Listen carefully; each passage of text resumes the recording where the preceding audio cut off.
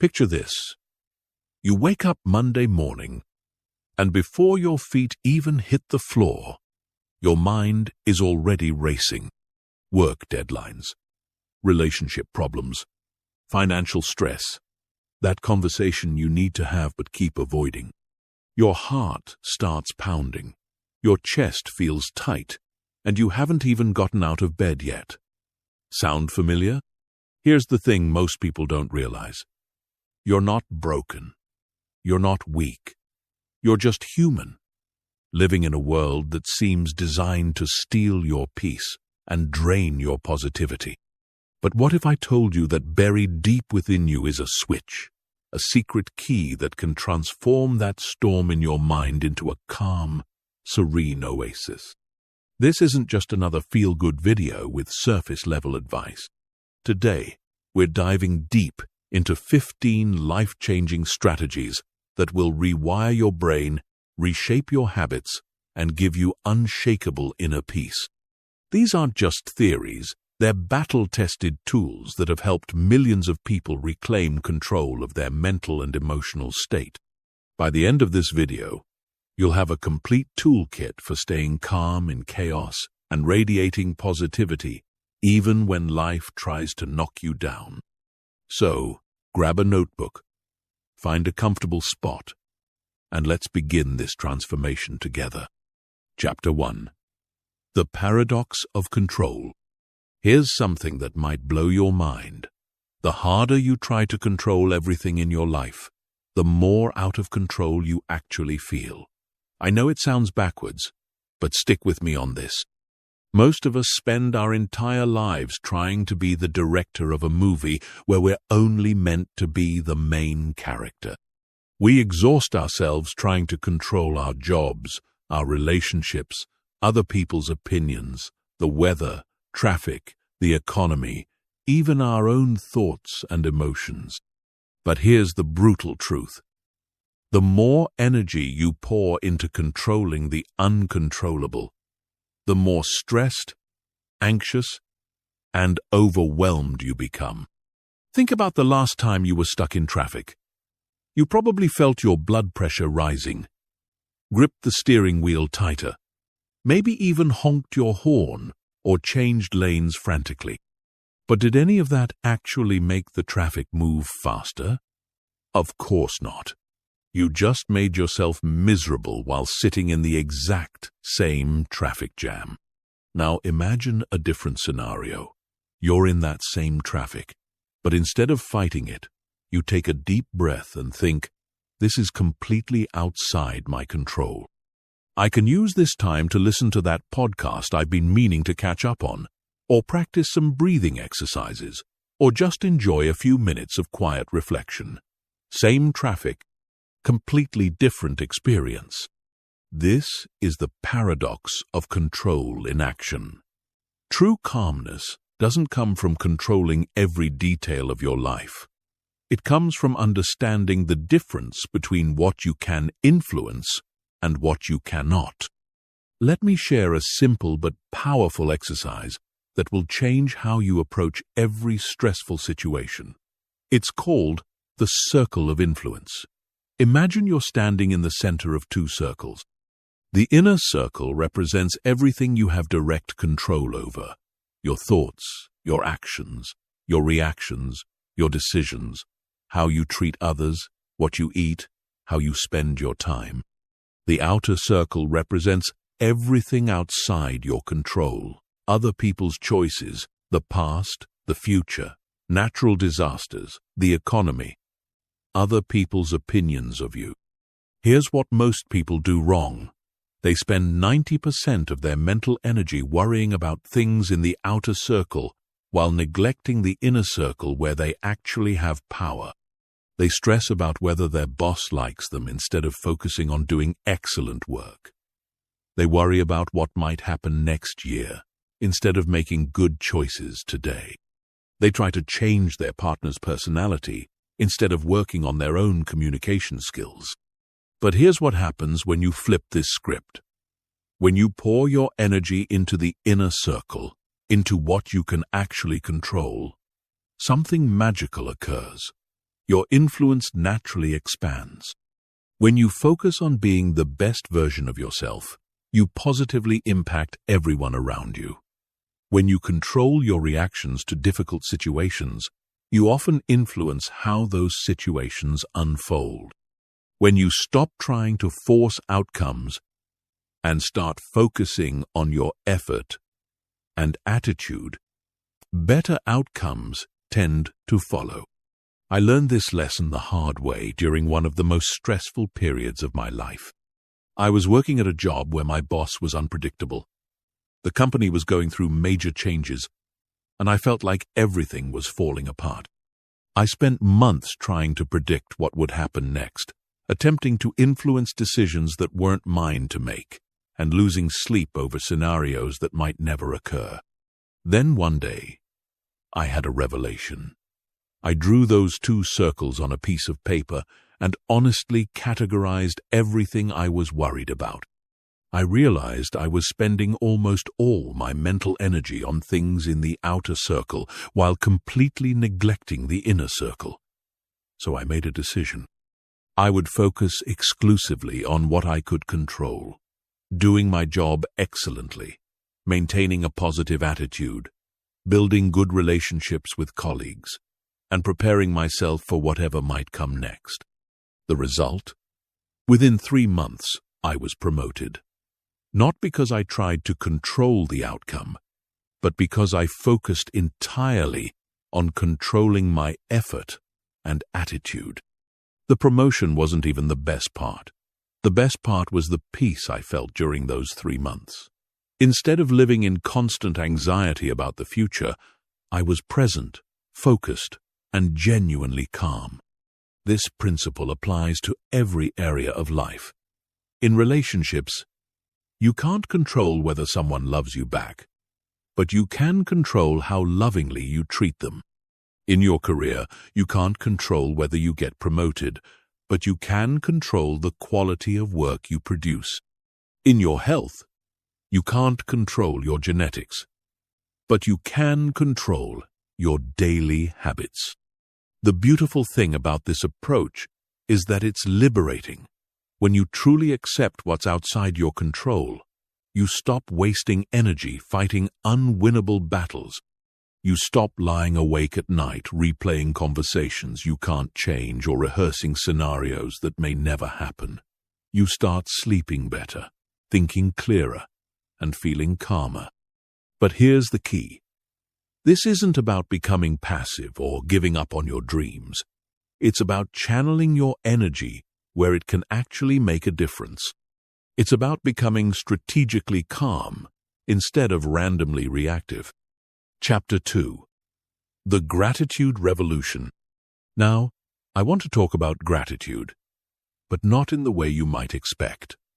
Most people think gratitude means making a list of good things in your life and calling it a day. That's nice, but it's not going to create the deep, lasting positivity we're after. Real gratitude, the kind that transforms your entire outlook on life, is about finding gold in the shadows. Let me tell you about Sarah, a woman I know who lost her job during the recession. At first, she was devastated. She had worked at the same company for 12 years, and suddenly, she was unemployed with bills to pay and a family to support. For the first few weeks, she was angry, bitter, and terrified about the future. But then something shifted. Instead of just focusing on what she had lost, Sarah started asking a different question.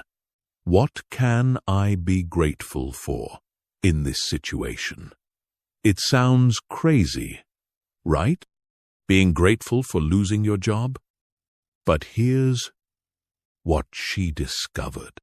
Being unemployed gave her the first real break she'd had in over a decade. She realized she had been working in a job that was slowly draining her soul, staying only because it felt safe and familiar.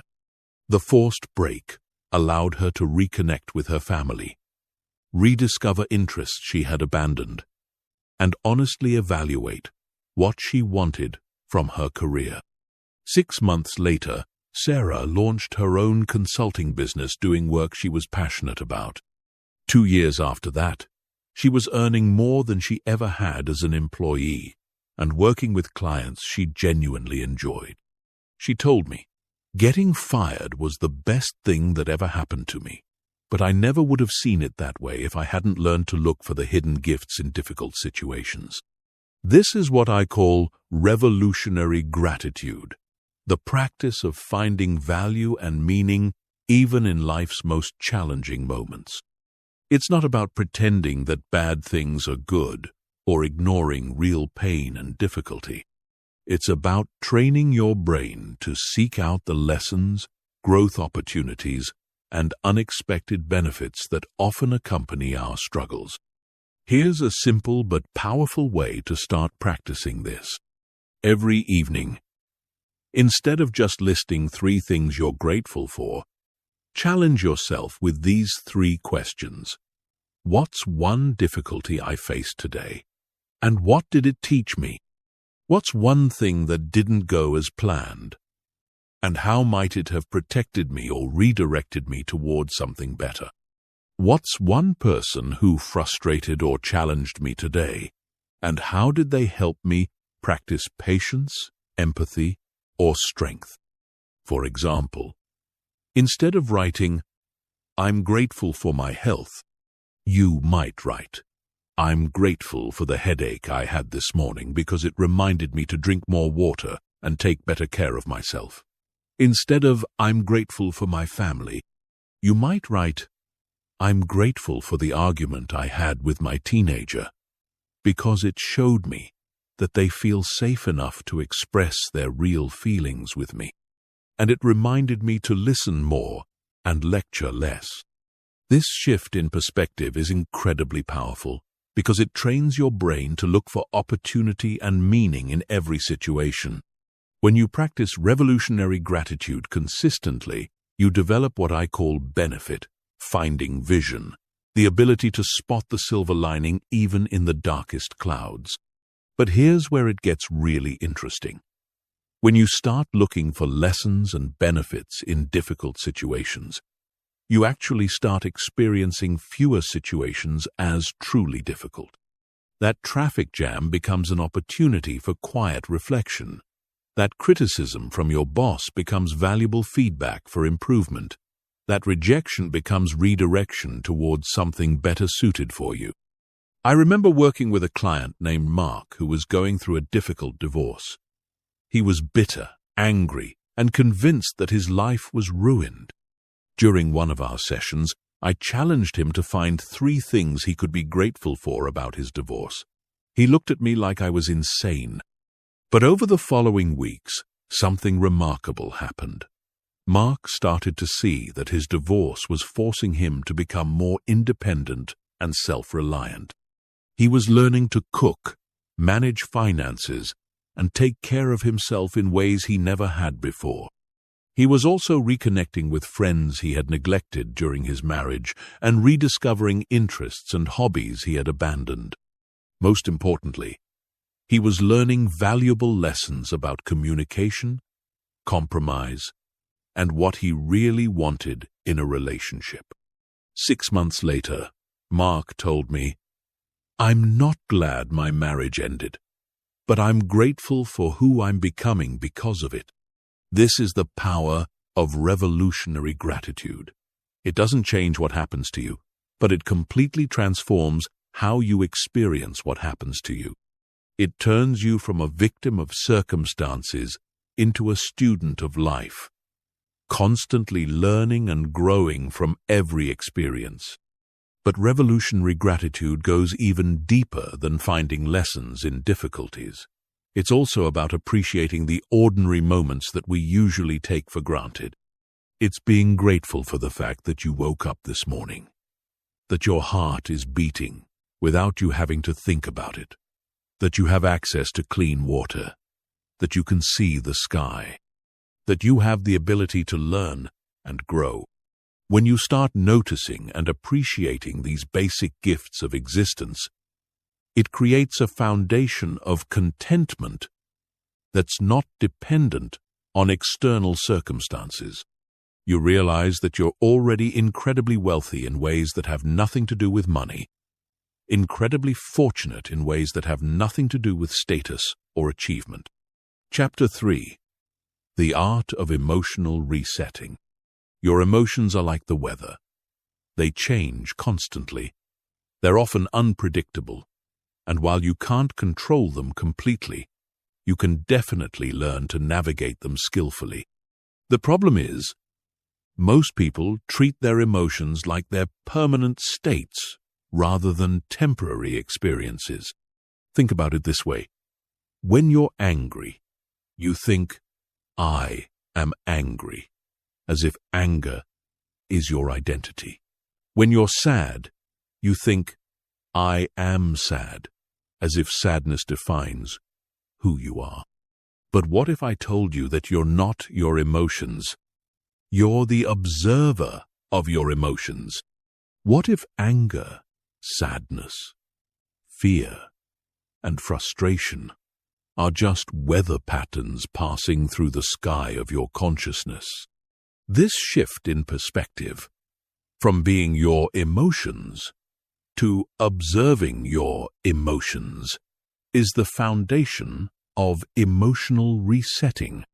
It's the difference between being caught in a storm and watching a storm from a safe, warm house. Let me share with you the most powerful emotional reset technique I've ever learned. I call it the STOP method, and it can change your emotional state in less than 60 seconds. S stands for stop. The moment you notice you're getting overwhelmed by a negative emotion, literally say, "Stop," out loud or in your mind. This breaks the momentum of the emotional spiral and creates a moment of pause. T stands for take a breath. Not just any breath, but a specific type of breathing that activates your parasympathetic nervous system.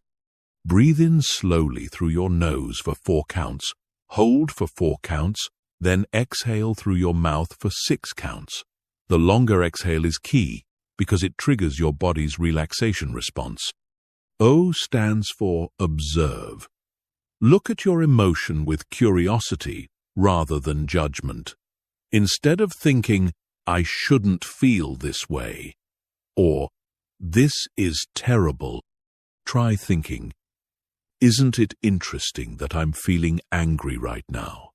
I wonder what triggered this. What is this emotion trying to tell me?" P stands for proceed with intention. Now that you've created some space between yourself and the emotion, you can choose your response rather than just react automatically. Ask yourself, what would be the most helpful response in this situation? How do I want to show up right here? I learned this technique during one of the most challenging periods of my life when I was dealing with a family crisis. My default response to stress was to either shut down completely or explode in frustration, neither of which was helpful. But when I started using the STOP method consistently, I discovered I could remain calm and clear-headed even in extremely difficult situations. The key is practice. Don't wait until you're in the middle of an emotional hurricane to try this technique. Practice it when you're feeling mildly irritated or slightly anxious. The more you use it in low-stakes situations, the more available it becomes when you really need it. But emotional resetting isn't just about managing negative emotions. It's also about amplifying positive ones. Most people are much better at dwelling on what went wrong than savoring what went right. They'll replay an embarrassing moment for hours, but forget a compliment within minutes. Here's a simple but powerful practice. Whenever you experience a moment of joy, gratitude, love, or contentment, pause and really let yourself feel it. Take a mental photograph of the moment. Notice what's happening in your body. Maybe your shoulders relax, your breathing deepens, or you feel a warmth in your chest. Spend at least 20 seconds really absorbing the good feeling. This practice is like making deposits in your emotional bank account. The more positive moments you consciously savor and store, the more emotional resources you have to draw on during difficult times. Another crucial aspect of emotional resetting is understanding that emotions have a natural lifespan. Research shows that the physiological component of an emotion, the actual chemical response in your body, typically lasts only about 90 seconds. If you're feeling angry, sad, or anxious for longer than that, it's because you're feeding the emotion with your thoughts. This is incredibly empowering information. It means that no matter how intense an emotion feels in the moment, if you can just observe it without feeding it with dramatic thoughts or stories, it will naturally begin to subside within a couple of minutes. I experienced this firsthand during a particularly stressful work presentation. About halfway through, I realized I had made a significant error in my data. My first instinct was to panic, and I could feel the anxiety rising in my chest. But instead of spiraling into thoughts like, "I'm going to get fired," or "everyone thinks I'm incompetent," I simply acknowledged the feeling. I notice I'm feeling anxious right now. That's understandable given the situation. I took a few deep breaths, corrected the error, and continued with the presentation. The anxiety passed within a few minutes, and I was able to finish strong. Later, several colleagues commented on how well I had handled the mistake and how professional I had remained under pressure. This is the power of emotional resetting. It doesn't eliminate difficult emotions, but it prevents them from hijacking your entire day or derailing your performance. It gives you the ability to feel your feelings without being controlled by them. Chapter 4. Rewriting your inner story. The most important conversation you'll ever have is the one you have with yourself in your own mind. This internal dialogue, your inner voice, is running constantly, providing commentary on everything that happens to you, shaping how you see yourself and interpret the world around you. The problem is, for most people, this inner voice is like having a harsh, critical roommate living in their head. It's the voice that says, "You're not smart enough. You'll never succeed. Everyone is judging you. You always mess things up." This voice is so familiar that most people don't even realize it's there, let alone that they have the power to change it. But here's something that might surprise you. That critical inner voice isn't actually you. It's a collection of old programming, things you heard from parents, teachers, peers, and society throughout your life. It's the voice of your fears, your insecurities, and your limiting beliefs. The real you, the conscious, aware, wise part of you, has the power to observe this voice and choose whether to listen to it or not. Let me share a story about David, a talented graphic designer who came to me because he was struggling with chronic anxiety and self-doubt. David had been freelancing for several years but was constantly worried that his clients would discover he was a fraud and that he didn't really know what he was doing. As we talked, it became clear that David's inner voice was incredibly harsh. When a client asked for revisions, his inner voice said, "See, you're terrible at this. They hate your work." When he landed a new project, his inner voice said, "You just got lucky. They'll figure out you're not as good as they think." When he made a small mistake, his inner voice said, "You always screw things up. You're going to lose this client." I asked David to spend a week simply noticing and writing down his self-talk. He was shocked by what he discovered. His inner voice was far more critical and negative than he would ever be to another person. He realized he was essentially bullying himself all day long. The first step in rewriting your inner story is becoming aware of the current story. Most people are so used to their inner critic that they don't even notice it anymore. It's like having a smoke alarm with a dying battery. The constant beeping becomes background noise until you consciously tune in and realize how annoying it is. For the next few days, I want you to pay attention to your self-talk, especially in challenging situations. When something goes wrong, what does your inner voice say? When you're facing a new challenge, what story does it tell you about your chances of success? When you look in the mirror, what commentary does it provide? Don't try to change anything yet. Just notice. Awareness is the first step to transformation. Once you become aware of your current inner story, you can begin to challenge it. Most negative self-talk is based on distorted thinking patterns that wouldn't hold up under scrutiny. For example, if your inner voice says, "I always mess things up," ask yourself, is this really true? Can I think of times when I handled things well? Is always an accurate word to use here? Often, you'll find that your inner critic is making sweeping generalizations based on limited evidence or isolated incidents. It's taking one mistake and turning it into a story about your entire character. It's taking one rejection and making it mean that you're fundamentally flawed. But here's the beautiful thing. Once you recognize these distorted thought patterns, you can start to rewrite them. Instead of, "I always mess things up," you might say, "I made a mistake, and that's how I learn and improve." Instead of, "I'm not smart enough," you might say, "I'm learning and growing every day."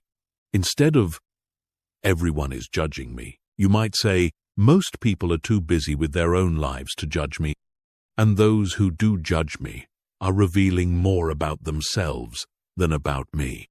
David started practicing this reframing technique consistently. When his inner critic said, "Your work isn't good enough," he would respond with, "My work is continuously improving, and my clients choose to work with me because they value what I create." When the voice said, "You're going to lose this client," he would counter with, "I'm going to focus on doing my best work and communicating clearly with my client." The transformation was remarkable.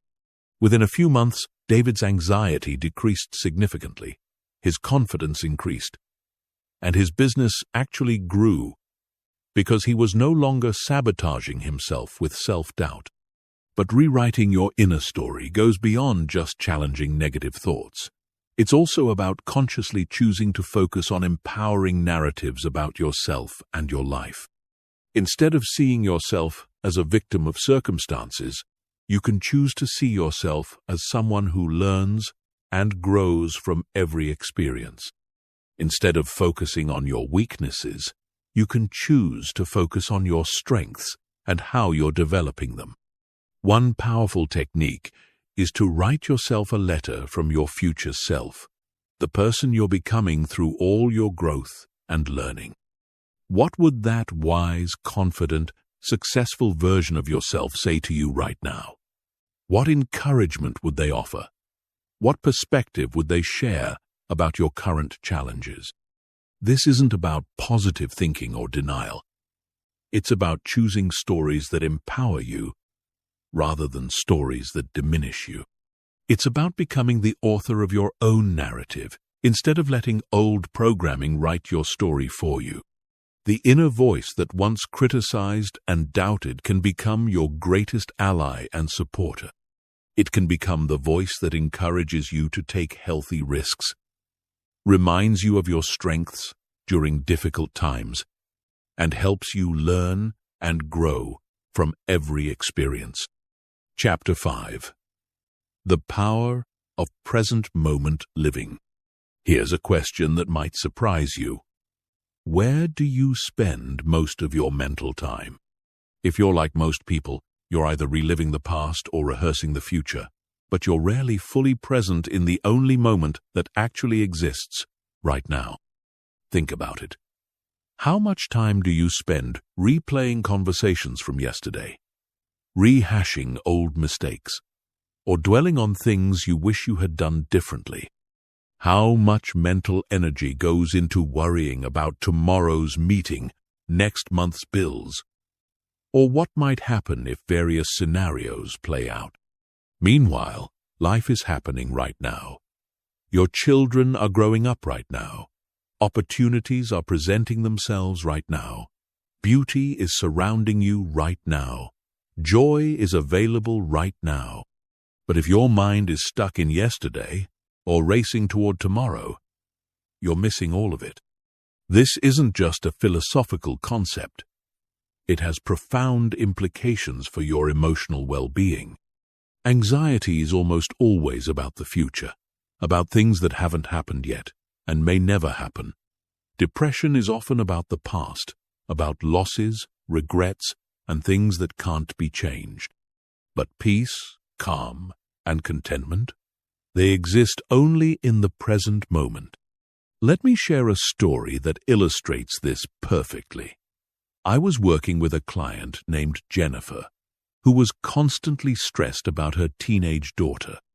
Jennifer would lie awake at night worrying about whether her daughter would get into a good college, whether she was making good choices, whether she was prepared for the challenges of adulthood. During one of our sessions, I asked Jennifer, "How is your relationship with your daughter right now?" In this moment, she paused and said, "Actually, it's really good. We had a great conversation over breakfast this morning.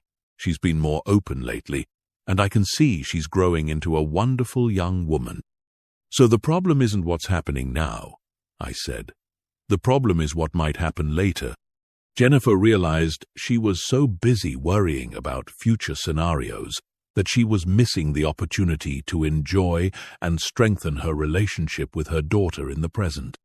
This is what I call time travel syndrome, the habit of mentally leaving the present moment to visit either the past or the future.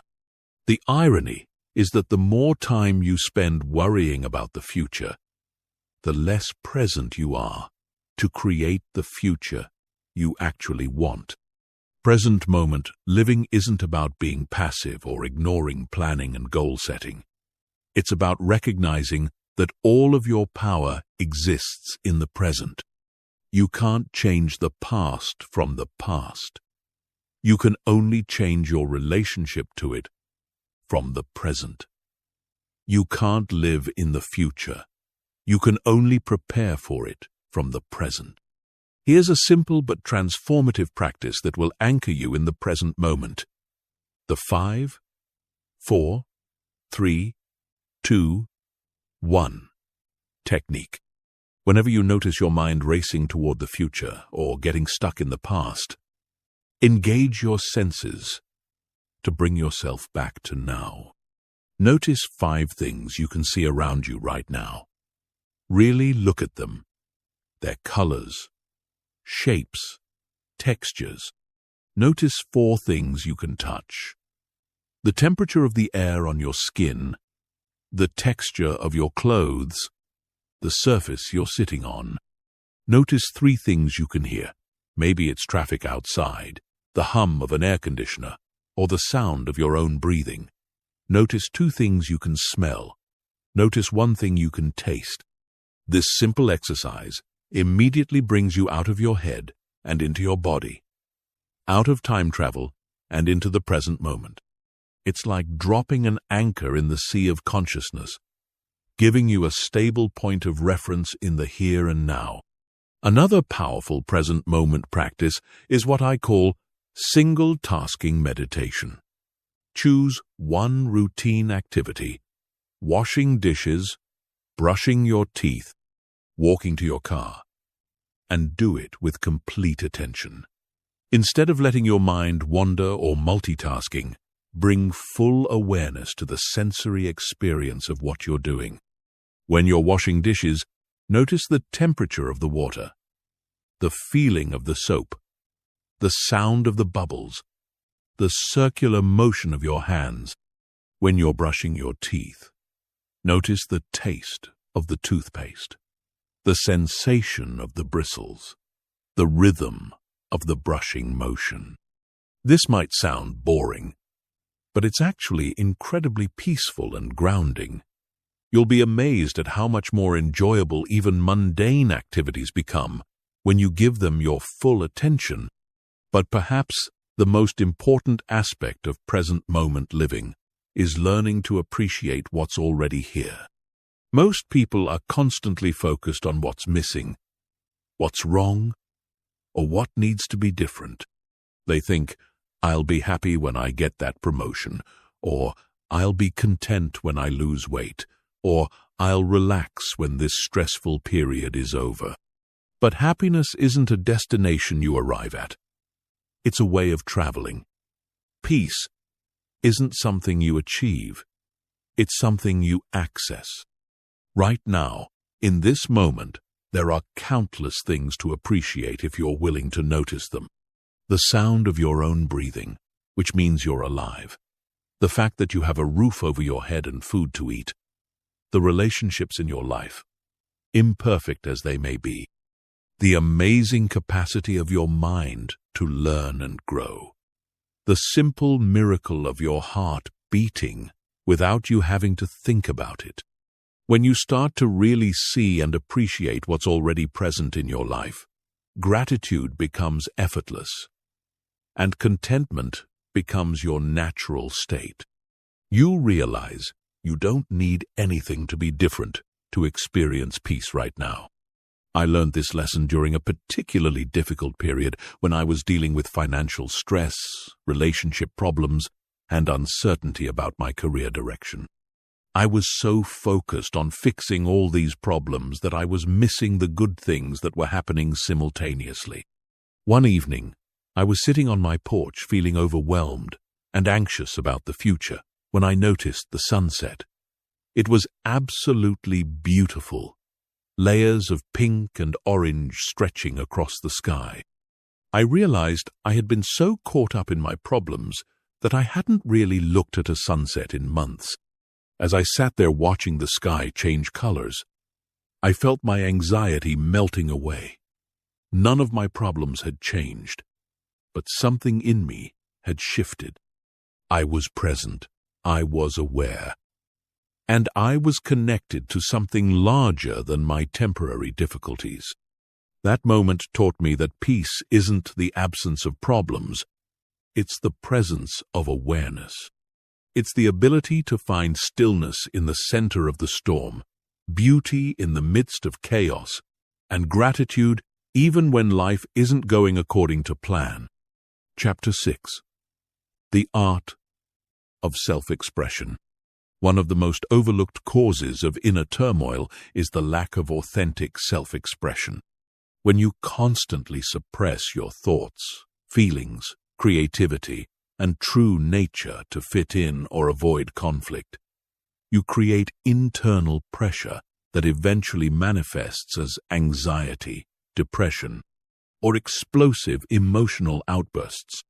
Think of self-expression like a river. When a river flows freely, it's beautiful, life-giving, and peaceful. But when you dam up a river, the water builds pressure behind the barrier. Eventually, that pressure becomes so intense that it either finds a way around the dam or breaks through it entirely, often causing destruction in the process. Your thoughts, feelings, and creative energy are like that river water. When you allow them to flow naturally through healthy expression, you feel vibrant, authentic, and at peace. But when you constantly hold them back out of fear, shame, or the desire to please others, you create internal pressure that steals your calm and dampens your natural positivity. I learned this lesson through my own experience with perfectionism and people-pleasing. For years, I was so concerned with saying the right thing, looking the right way, and meeting everyone else's expectations that I lost touch with who I actually was. I became like an actor playing a role, but I had forgotten the script was supposed to be my own life. The breaking point came during a family gathering where my uncle made a comment that I found deeply offensive. Instead of speaking up, I smiled politely and said nothing, just like I always did. But inside, I was seething.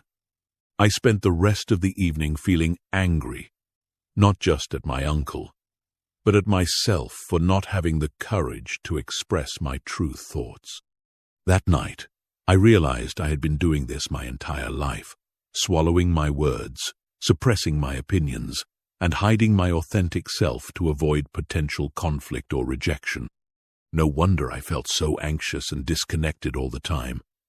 I was living as a watered-down version of myself. Self-expression doesn't mean you have to share every thought with every person or become confrontational. It means creating healthy outlets for your inner world and learning to communicate authentically with the people who matter most to you. One of the most powerful forms of self-expression is journaling, but not the kind where you just record what happened during your day. I'm talking about raw, honest, stream of consciousness writing where you dump everything that's in your mind onto paper without worrying about grammar, spelling, or whether it makes sense. Set a timer for 10 minutes and write continuously about whatever is on your mind. Don't edit yourself. Don't worry about being positive or negative. Just let everything flow out. Write about your fears, your dreams, your frustrations, your hopes, your random thoughts, your deep insights. The key is to write without judgment or censorship. This practice is incredibly therapeutic because it gives your inner world permission to exist outside your head.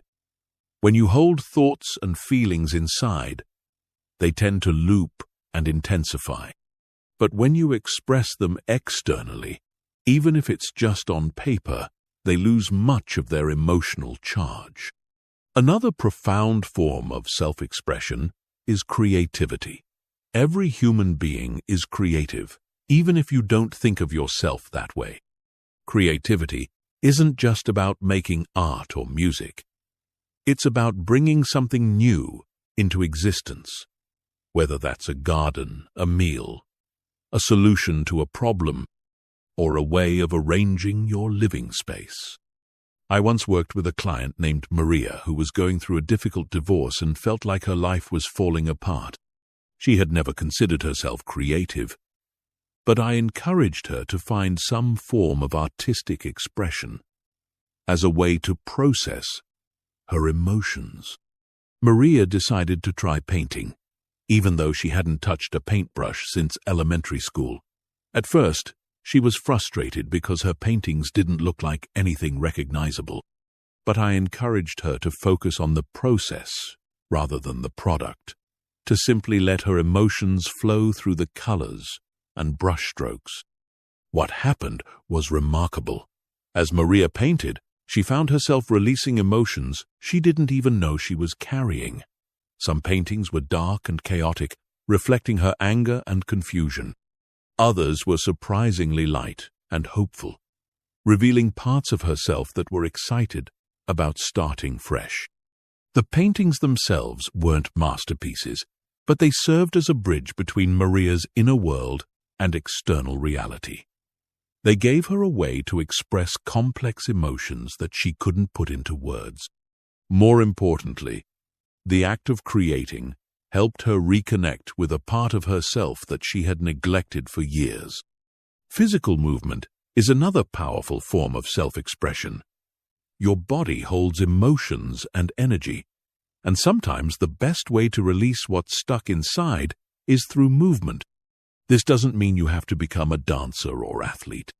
It could be as simple as putting on music and moving however feels good, taking a walk in nature while letting your mind wander, or doing stretching exercises that help you connect with your physical self. But perhaps the most important form of self-expression is learning to share your authentic thoughts and feelings with the people closest to you. This is often the scariest form of expression because it involves vulnerability and the risk of rejection or conflict. Start small.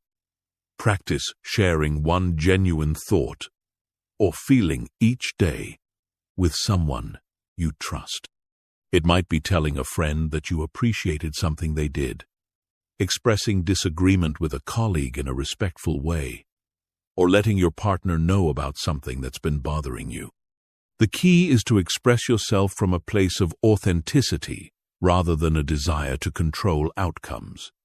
You're not sharing to get a specific response or to change someone else's behavior.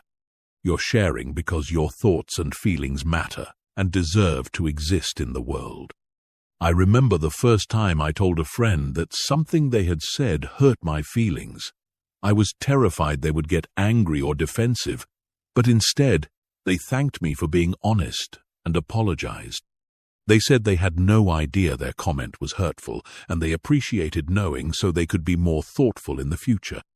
That experience taught me that most people actually appreciate authentic communication more than the polite facade we often hide behind.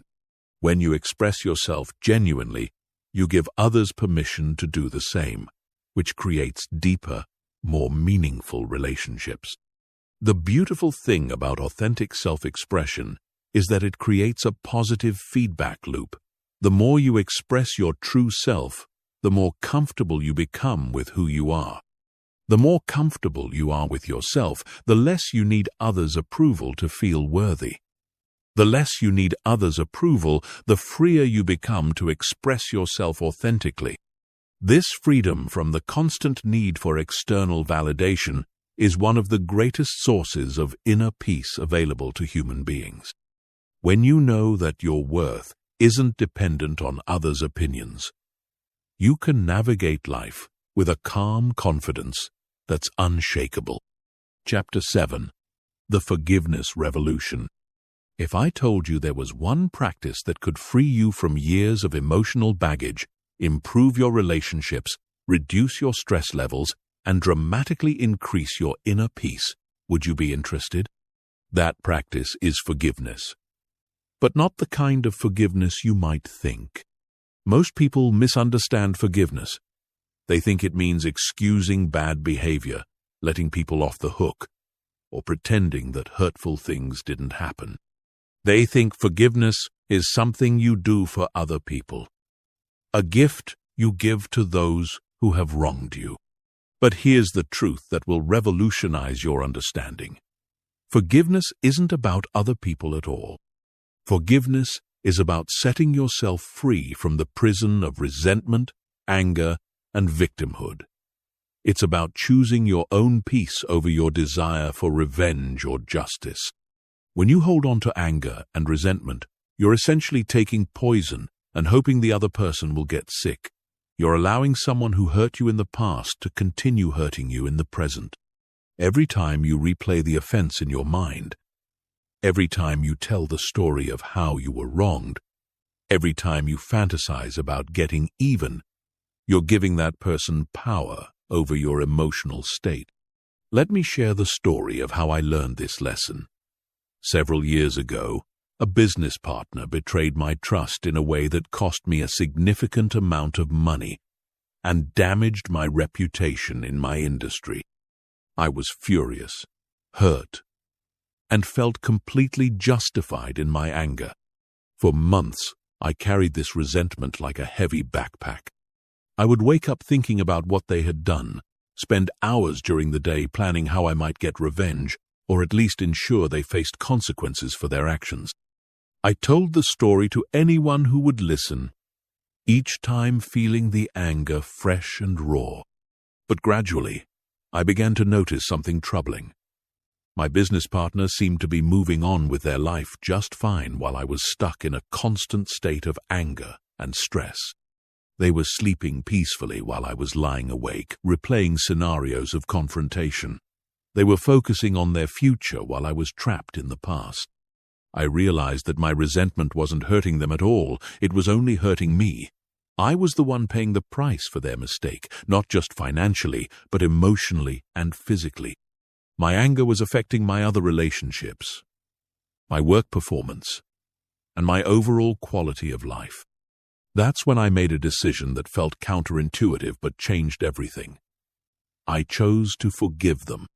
Not because they deserved it, not because they had apologized or made amends, but because I deserved to be free from the burden of carrying their mistake around with me. Forgiveness doesn't happen overnight, especially for deep hurts. It's a process, not a single event. But the moment I decided to forgive, something shifted inside me. The heavy feeling in my chest began to lift. The obsessive thoughts about revenge began to fade. I started sleeping better and feeling more like myself again. But here's what really surprised me. Forgiving that business partner wasn't the end of the forgiveness journey, it was just the beginning. As I learned to forgive others, I discovered that the person I most needed to forgive was myself. We are often our own harshest critics, carrying around guilt and shame for mistakes we made years or even decades ago. We replay our failures, criticize our choices, and punish ourselves for not being perfect. This self-directed resentment is just as toxic as holding grudges against others, maybe even more so. Self-forgiveness is one of the most challenging but liberating practices you can engage in. It requires you to acknowledge your mistakes without minimizing them, take responsibility without drowning in shame, and commit to doing better without demanding perfection from yourself. I remember working with a client named Robert, who had been carrying guilt for over 20 years about a drunk driving incident in college. No one was hurt, but he had put people at risk, and he couldn't forgive himself for the stupidity and selfishness of his actions. This guilt was poisoning every area of Robert's life. He sabotaged relationships because he didn't feel worthy of love. He turned down career opportunities because he didn't think he deserved success. He lived in a constant state of low-level depression because he couldn't forgive himself for a mistake he made when he was barely an adult. Working with Robert on self-forgiveness was a gradual process. We had to help him see the difference between accountability and self-torture. Accountability meant acknowledging the seriousness of what he had done, learning from it, and committing to never repeat that behavior. Self-torture meant punishing himself indefinitely for a mistake that couldn't be undone.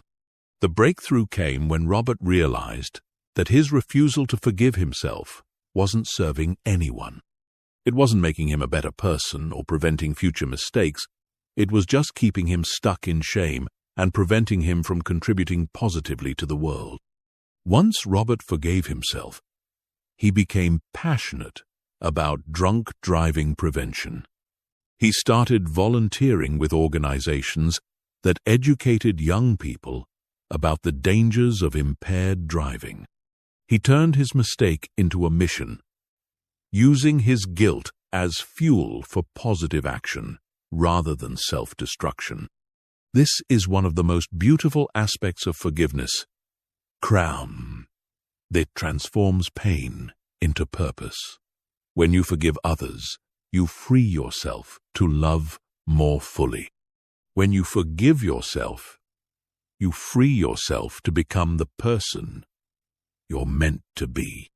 But forgiveness goes beyond just the big hurts and major betrayals. It also includes the daily practice of letting go of small irritations and disappointments.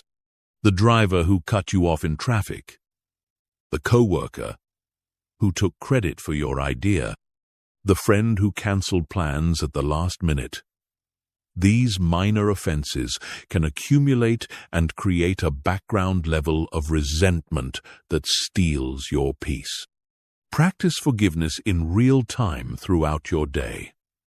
When someone does something that irritates you, instead of holding on to the feeling, consciously choose to let it go. This doesn't mean you can't address the behavior if it's a pattern or if it significantly affects you. It just means you don't carry the emotional charge of every small offense. One technique I find helpful is what I call the forgiveness breath. When someone does something that triggers anger or resentment, take a deep breath and silently say, "I forgive you, and I free myself from carrying this hurt." Then consciously release the tension in your body as you exhale. This simple practice prevents minor irritations from building up into major resentments. It keeps your emotional slate clean and maintains your inner peace even when others behave poorly. The ultimate goal of forgiveness is freedom. Freedom from the past. Freedom from resentment. Freedom from the need for others to be different for you to be happy. When you master forgiveness, you discover that your peace is not dependent on how others treat you, or even on how perfectly you navigate life. Your peace comes from your ability to release what cannot be changed and focus on what can be. Chapter 8. The Science of Boundaries. One of the fastest ways to destroy your inner peace is to live without clear boundaries. Boundaries aren't walls that keep people out. They're guidelines that protect your energy, time, and emotional well-being while allowing healthy relationships to flourish. Most people who struggle with anxiety, overwhelm, and resentment have one thing in common. They have poor boundaries. They say yes when they mean no. They take on other people's problems as their own. They allow toxic behavior to continue unchecked, and they sacrifice their own needs to avoid disappointing others. If this sounds familiar, you're not alone. Many of us were taught that having boundaries is selfish, that good people always put others first, and that saying no makes us mean or uncaring. But here's the truth. Having healthy boundaries doesn't make you selfish. It makes you sustainable. Think about it this way. Airplane safety instructions tell you to put on your own oxygen mask before helping others. This isn't because you matter more than the person next to you. It's because you can't help anyone if you're unconscious. Similarly, you can't be genuinely helpful to others if you're burned out, resentful, and depleted from constantly giving more than you have to give. Let me share the story of Linda, a client who came to me because she was on the verge of a nervous breakdown. Linda was a single mother, working full-time, while also caring for her elderly parents. Her ex-husband regularly called her to complain about his problems. Her sister constantly asked her to babysit. Her co-workers dumped their projects on her because she never said no, and her friends treated her like a free therapist. Linda was exhausted, resentful, and felt like everyone was taking advantage of her kindness. But when I suggested she needed to set some boundaries, her first response was, "But I can't let people down. What if they get angry? What if they don't like me anymore?" This is the fear that keeps most people trapped in boundaryless living. The fear that saying no will damage relationships or make people think poorly of them. But here's what Linda discovered, and what you'll discover too. Healthy boundaries actually improve relationships by creating clarity, respect, and sustainability. The first type of boundary you need to master is the time boundary. Your time is your most precious resource, and how you spend it determines the quality of your life. Yet many people treat their time like it's unlimited and available to anyone who asks for it. Time boundaries mean having clear guidelines about how you spend your time and communicating those guidelines to others. It might mean setting specific hours when you're available for work calls and sticking to them. It might mean scheduling time for yourself and treating those appointments as seriously as you would a meeting with your boss. For Linda, setting time boundaries meant telling her ex-husband that she was only available to discuss issues related to their children and only during specific hours. It meant telling her sister that she needed advance notice for babysitting requests and that she could only help once a month. It meant leaving work at a reasonable hour instead of staying late to finish other people's projects. The second crucial boundary is the emotional boundary. This means taking responsibility for your own emotions while refusing to take responsibility for others' emotions. Many people are emotional sponges, absorbing the moods, feelings, and energy of everyone around them. Emotional boundaries mean recognizing when someone else's drama, anxiety, or negativity is affecting your emotional state and consciously choosing not to absorb it. It means being compassionate without becoming enmeshed. It means caring about others without carrying their emotional burdens as your own. I learned about emotional boundaries the hard way when I was in a friendship with someone who was constantly in crisis. Every conversation was about their latest drama, their overwhelming problems, their terrible luck. I found myself dreading their phone calls because I knew I would hang up feeling drained and depressed. At first, I thought being a good friend meant absorbing all their negativity and trying to fix their problems. But I gradually realized that my constant emotional availability wasn't actually helping them. It was just enabling them to avoid taking responsibility for their own emotional state while destroying my peace of mind. Setting an emotional boundary in that relationship meant telling my friend that I cared about them, but that our conversations had become too negative for me to handle. I suggested they consider talking to a therapist about their problems and asked if we could focus more on positive topics when we talked. They didn't like the boundary at first, but ultimately it improved our friendship. They did start seeing a therapist, and our conversations became more balanced and enjoyable for both of us. The third type of boundary is the energy boundary. Some people are energy vampires. They leave you feeling drained, exhausted, and depleted after spending time with them. Others are energy givers. They leave you feeling uplifted, inspired, and energized. Energy boundaries mean being intentional about who you spend time with and how much energy you invest in different relationships. It means limiting your exposure to people who consistently drain you and increasing your investment in relationships that mutually energize and support both parties.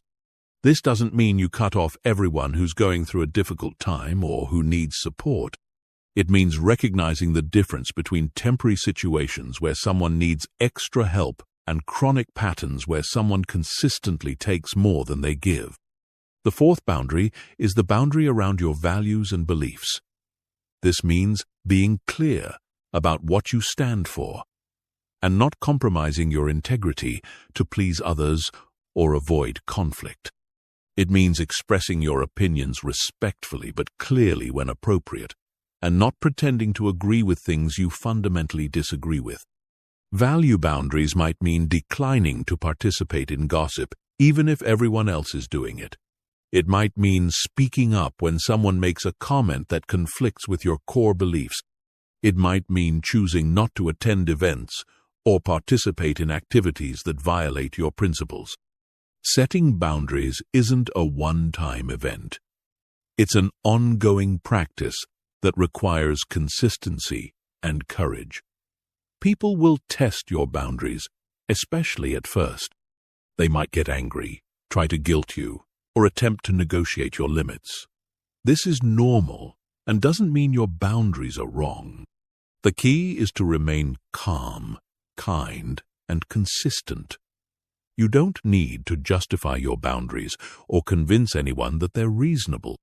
A simple, "That doesn't work for me," or "I'm not available for that," is often sufficient. Remember, you teach people how to treat you by what you accept. When you consistently maintain healthy boundaries, you train the people in your life to respect your time, energy, and needs. Those who truly care about you will adjust their behavior. Those who don't respect your boundaries reveal that they were more interested in what you could do for them than in having a genuine relationship with you. Chapter 9. The Ritual of Daily Reflection. In our fast-paced, constantly connected world, most people live their lives on autopilot, rushing from one task to the next, without ever pausing to process, learn, or integrate their experiences. This constant forward momentum might feel productive, but it actually prevents the kind of deep learning and emotional processing that creates lasting calm and positivity. Daily reflection is like hitting the pause button on life's remote control. It's a practice that transforms ordinary experiences into wisdom, chaos into clarity, and reactivity into intentionality. It's the difference between living your life and learning from your life. Most people think they don't have time for reflection, but the truth is, you can't afford not to reflect. Without reflection, you're doomed to repeat the same mistakes, miss valuable lessons, and live in a constant state of reaction rather than conscious creation. Let me share how this practice transformed my own life. For years, I would collapse into bed each night feeling like the day had happened to me, rather than feeling like I had actively participated in creating it. I would wake up the next morning and repeat the same patterns, react to situations in the same ways, and make the same types of mistakes without even realizing it. But when I started dedicating just 10 minutes each evening to reflection, everything changed. I began to see patterns in my behavior, identified triggers that threw me off balance, and recognize opportunities for growth that I had been missing. Most importantly, I started to feel like the author of my own life, rather than just a character reacting to whatever happened to me. Effective reflection isn't just thinking about your day. It's a structured practice that helps you extract maximum learning and growth from your experiences. The key is asking yourself the right questions, questions that prompt insight rather than just rehashing events. Here are the 3 foundational questions that form the core of transformative daily reflection. What did I do well today? This question trains your brain to notice your successes, wise choices, and moments of growth. Most people are much better at remembering their mistakes than their victories, but focusing on what you did well builds confidence and reinforces positive patterns. This isn't about big achievements or perfect performance. It's about acknowledging the small wins that add up to create a fulfilling life.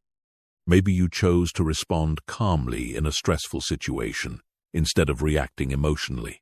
Maybe you took time to really listen to someone who needed to be heard. Maybe you made a healthy choice when it would have been easier to take the less healthy option. By consciously acknowledging these positive choices, you increase the likelihood that you'll make similar choices in the future. You're literally rewiring your brain to notice and repeat successful patterns. The second question is, what could I have handled differently? Notice that this isn't, what did I do wrong? Or, how did I fail? This reframing is crucial because it approaches mistakes and challenges with curiosity rather than judgment. It positions setbacks as learning opportunities rather than character flaws. This question helps you identify areas for growth without triggering shame or self-criticism. When you ask yourself what you could have handled differently, you're acknowledging that you always have choices and that you can learn to make better choices in the future. For example, instead of thinking, "I'm terrible at public speaking," after a presentation that didn't go well, you might reflect, "I could have prepared more thoroughly and practiced managing my nervousness beforehand." This perspective empowers you to improve rather than just criticizing yourself. The third question is, what am I grateful for from today? This question ensures that your reflection practice contributes to your overall positivity and emotional well-being. Even on difficult days, there are usually small moments of grace, kindness, or beauty that you can acknowledge and appreciate. Gratitude in reflection isn't just about listing obvious blessings. It's about developing the ability to find value and meaning in unexpected places. Maybe you're grateful for the coworker who challenged your idea because it forced you to think more deeply. Maybe you're grateful for the traffic jam that gave you time to think. Maybe you're grateful for the difficult conversation that cleared the air in a relationship. But daily reflection goes beyond just these three questions. As you develop this practice, you can add layers that deepen your self-awareness and accelerate your growth. One powerful addition is emotional reflection. What emotions did I experience today, and what triggered them? This helps you become more aware of your emotional patterns and the situations or thoughts that tend to throw you off balance. For instance, you might notice that you always feel anxious after checking social media, or that you feel energized after spending time in nature, or that certain types of conversations leave you feeling drained. This awareness allows you to make more intentional choices about how you spend your time and energy. Another valuable component is relationship reflection. How did I show up in my relationships today? What did I contribute to the interactions I had? This isn't about judging whether others treated you well or poorly. It's about taking responsibility for your own role in your relationships. Maybe you realize you were more patient with your children today, or that you listened more carefully to your partner, or that you were more supportive of a colleague who was struggling. Or maybe you recognize that you were distracted during conversations, or that you reacted defensively when someone gave you feedback. This type of reflection helps you become more intentional about the kind of friend, partner, parent, or colleague you want to be.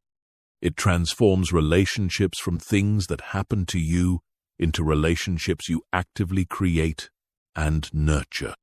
You can also include future-focused reflection.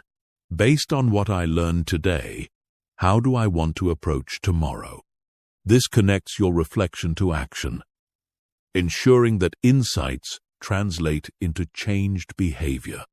This might mean setting an intention to be more present during conversations, or planning to take breaks throughout the day to manage stress, or deciding to speak up in a situation where you normally stay silent. The key to making reflection a sustainable practice is to keep it simple and consistent. Find a time that works for your schedule. Maybe it's while you're having your morning coffee, during your commute, or right before bed. Start with just 5 or 10 minutes and focus on consistency rather than perfection.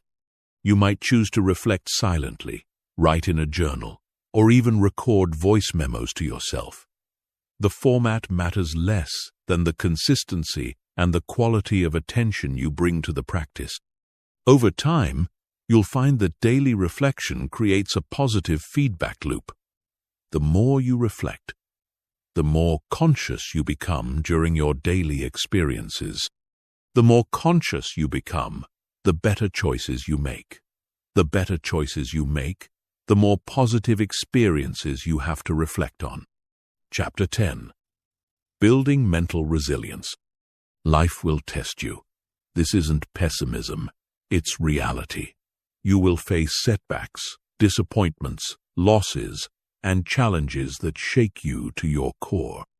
The question isn't whether these things will happen, but how you'll respond when they do. This is where mental resilience comes in. Mental resilience isn't about being tough or unemotional. It's not about pretending that difficult things don't hurt, or that you're unaffected by life's challenges. True resilience is the ability to feel the full impact of difficult experiences while maintaining your capacity to recover, learn, and continue moving forward. Think of resilience like a tree in a storm. The tree that survives isn't the one that's rigid and unyielding. The tree breaks when the wind gets strong enough. The tree that survives is the one that bends with the wind, that has deep roots to anchor it, and that can flex and adapt while maintaining its essential structure. Building mental resilience is like developing any other strength. It requires consistent practice and gradual progression. You don't build physical strength by trying to lift the heaviest weight on your first day at the gym. Similarly, you build mental resilience by practicing with smaller challenges so you're prepared when bigger ones come along. One of the most important components of resilience is what psychologists call cognitive flexibility, the ability to adapt your thinking when circumstances change. Most people get stuck in rigid thought patterns that worked in one situation but become obstacles in new situations. For example, if you grew up in a family where conflict was dangerous, you might have learned to avoid confrontation at all costs. This strategy might have protected you as a child, but as an adult, it might prevent you from standing up for yourself or addressing important issues in your relationships.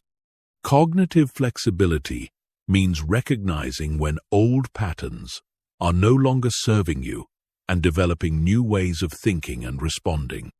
It's the difference between being a victim of your conditioning and being the conscious architect of your own responses. I learned about cognitive flexibility during one of the most challenging periods of my career. I had built a successful business using strategies that worked well in a growing economy, but when the market shifted, those same strategies began to fail. My first instinct was to work harder using the same approaches, but the harder I worked, the worse things got. The breakthrough came when I realized I needed to completely change my thinking about my business. Instead of trying to force old strategies to work in new circumstances, I had to develop entirely new approaches. This required letting go of methods I had become attached to and being willing to experiment with unfamiliar territory. The process was uncomfortable and uncertain, but it taught me that resilience often requires the courage to abandon what's familiar for what's necessary. The business not only recovered but became more successful than it had ever been.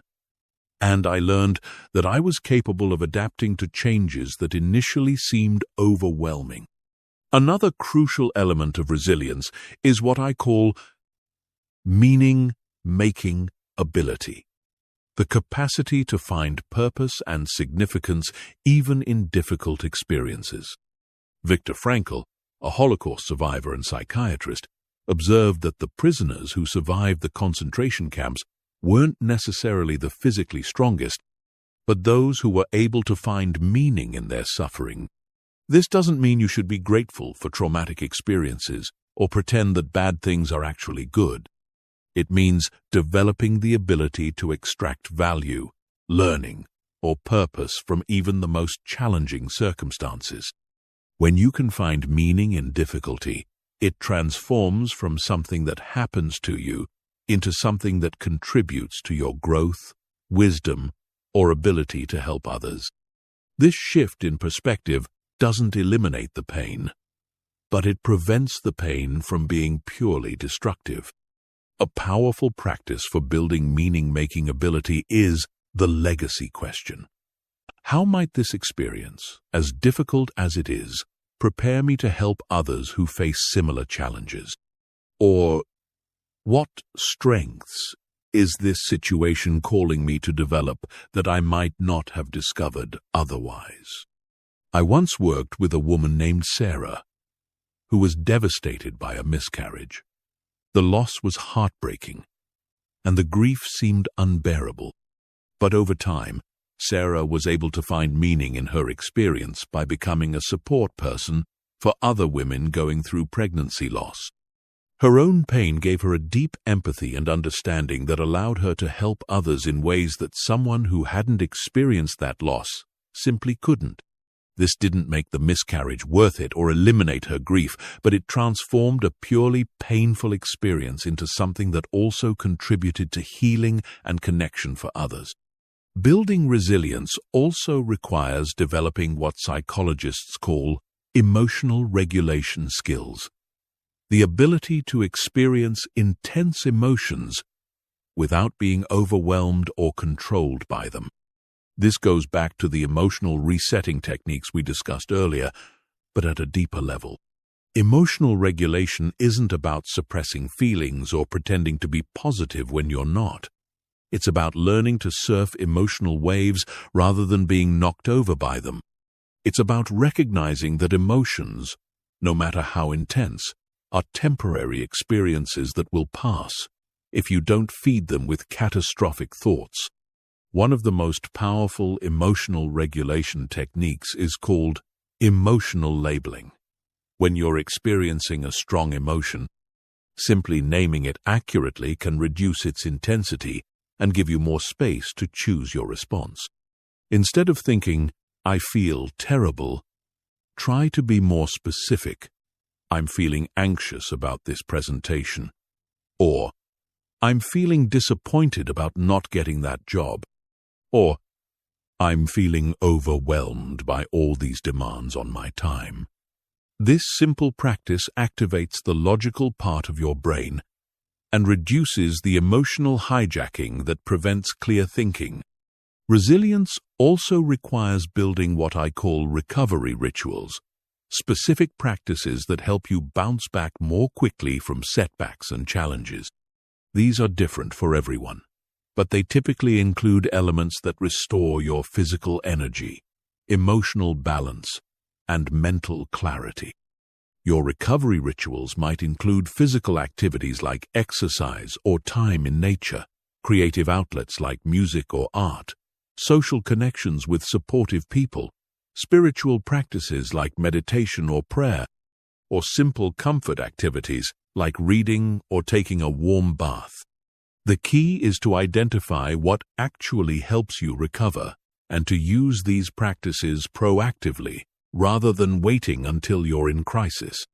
Think of recovery rituals like maintenance for your mental and emotional well-being, regular practices that keep you functioning at your best and help you bounce back quickly when life knocks you down.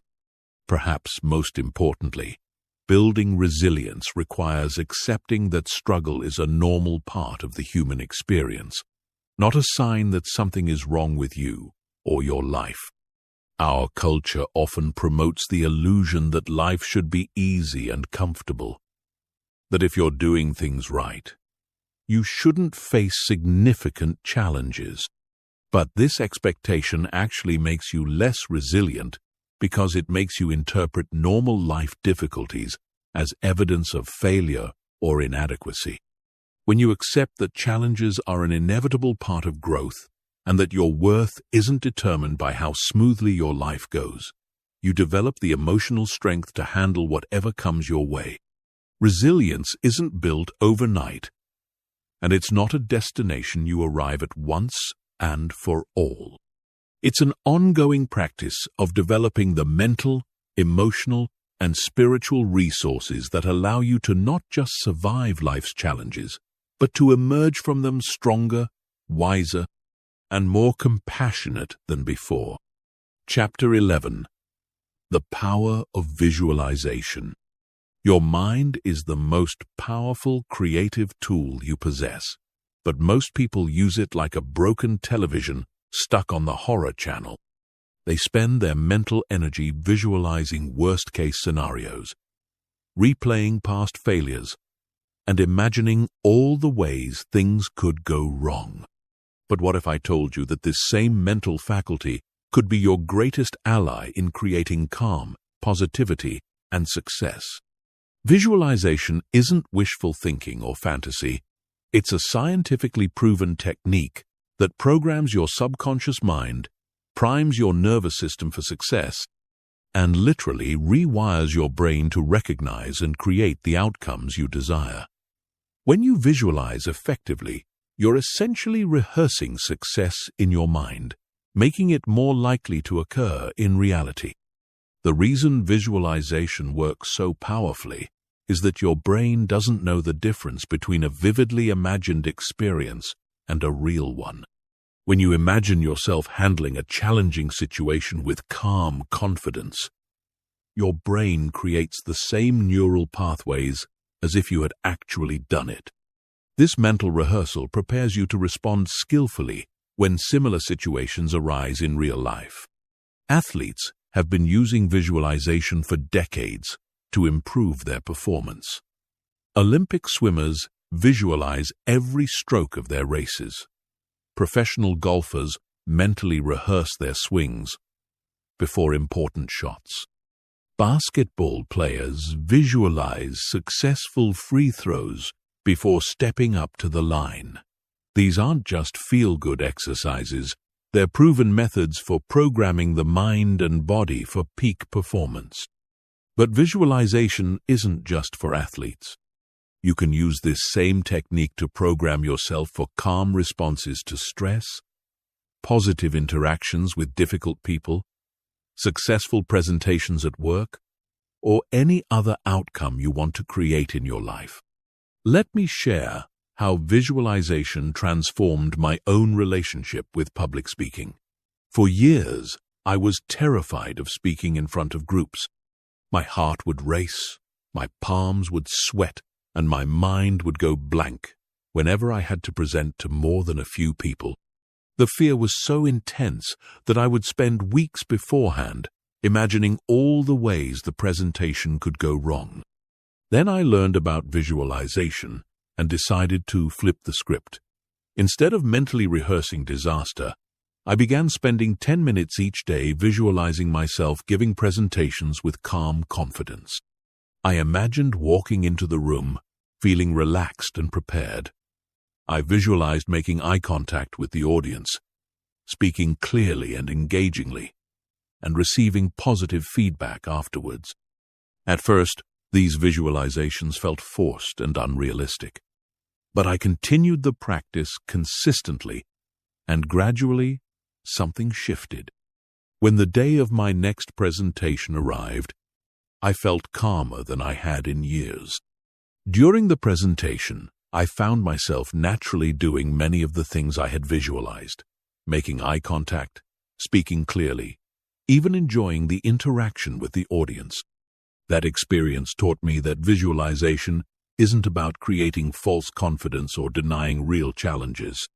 It's about programming your mind and nervous system to respond resourcefully rather than reactively to difficult situations. Here's how to practice effective visualization for calm and positivity. First, choose a specific situation that typically triggers stress or anxiety for you. It might be a difficult conversation you need to have, a work challenge you're facing, or simply getting through a busy day while maintaining your peace of mind. Find a quiet place where you won't be interrupted and close your eyes. Begin by taking several deep breaths to relax your body and calm your mind. Now, imagine yourself in that challenging situation, but see yourself responding exactly as you would like to respond. Make the visualization as detailed and vivid as possible. See yourself standing or sitting with confident posture. Hear yourself speaking with a calm, clear voice. Feel the sensation of being relaxed and centered in your body. Notice the positive responses of others around you. Experience the satisfaction of handling the situation skillfully. The key is to engage all your senses in the visualization. Don't just see the scene. Hear the sounds. Feel the physical sensations. Even imagine any relevant smells or tastes. The more senses you involve, the more real the experience becomes to your subconscious mind. If negative thoughts or images try to intrude during your visualization, gently redirect your attention back to the positive outcome you're creating. Don't fight the negative thoughts. Simply acknowledge them and return your focus to what you want to experience. Practice this visualization for 5 to 10 minutes daily, ideally at the same time each day. Consistency is more important than duration. A 5-minute daily practice will be more effective than an hour-long session once a week. But visualization goes beyond just preparing for specific challenges. You can also use it to cultivate general states of calm and positivity that become your default way of being in the world. One powerful technique is what I call identity visualization. Instead of just imagining yourself handling specific situations well, visualize yourself as someone who naturally embodies the qualities you want to develop. See yourself as a naturally calm person, someone who radiates positivity, someone who handles challenges with grace and wisdom. Create a detailed mental image of this ideal version of yourself. How do they move through the world? How do they treat others? How do they respond to stress? What kind of energy do they bring to every situation? Spend time each day mentally stepping into this identity and experiencing what it feels like to be this person.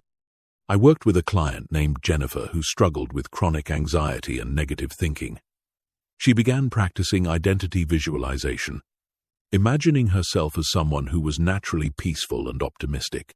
She visualized this ideal version of herself, waking up, feeling grateful, approaching challenges with curiosity rather than fear, and maintaining calm even in stressful situations.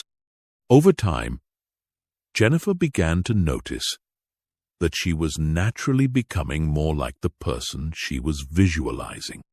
Her default mental state shifted from anxiety to calm, and she found herself responding to situations in the positive ways she had been imagining. The visualization had literally reprogrammed her identity at a subconscious level. Another powerful application of visualization is creating what I call sanctuary spaces in your mind. These are detailed mental environments that you can visit whenever you need to restore your calm and positivity. Your sanctuary might be a peaceful beach where you can hear the waves and feel the warm sand beneath your feet.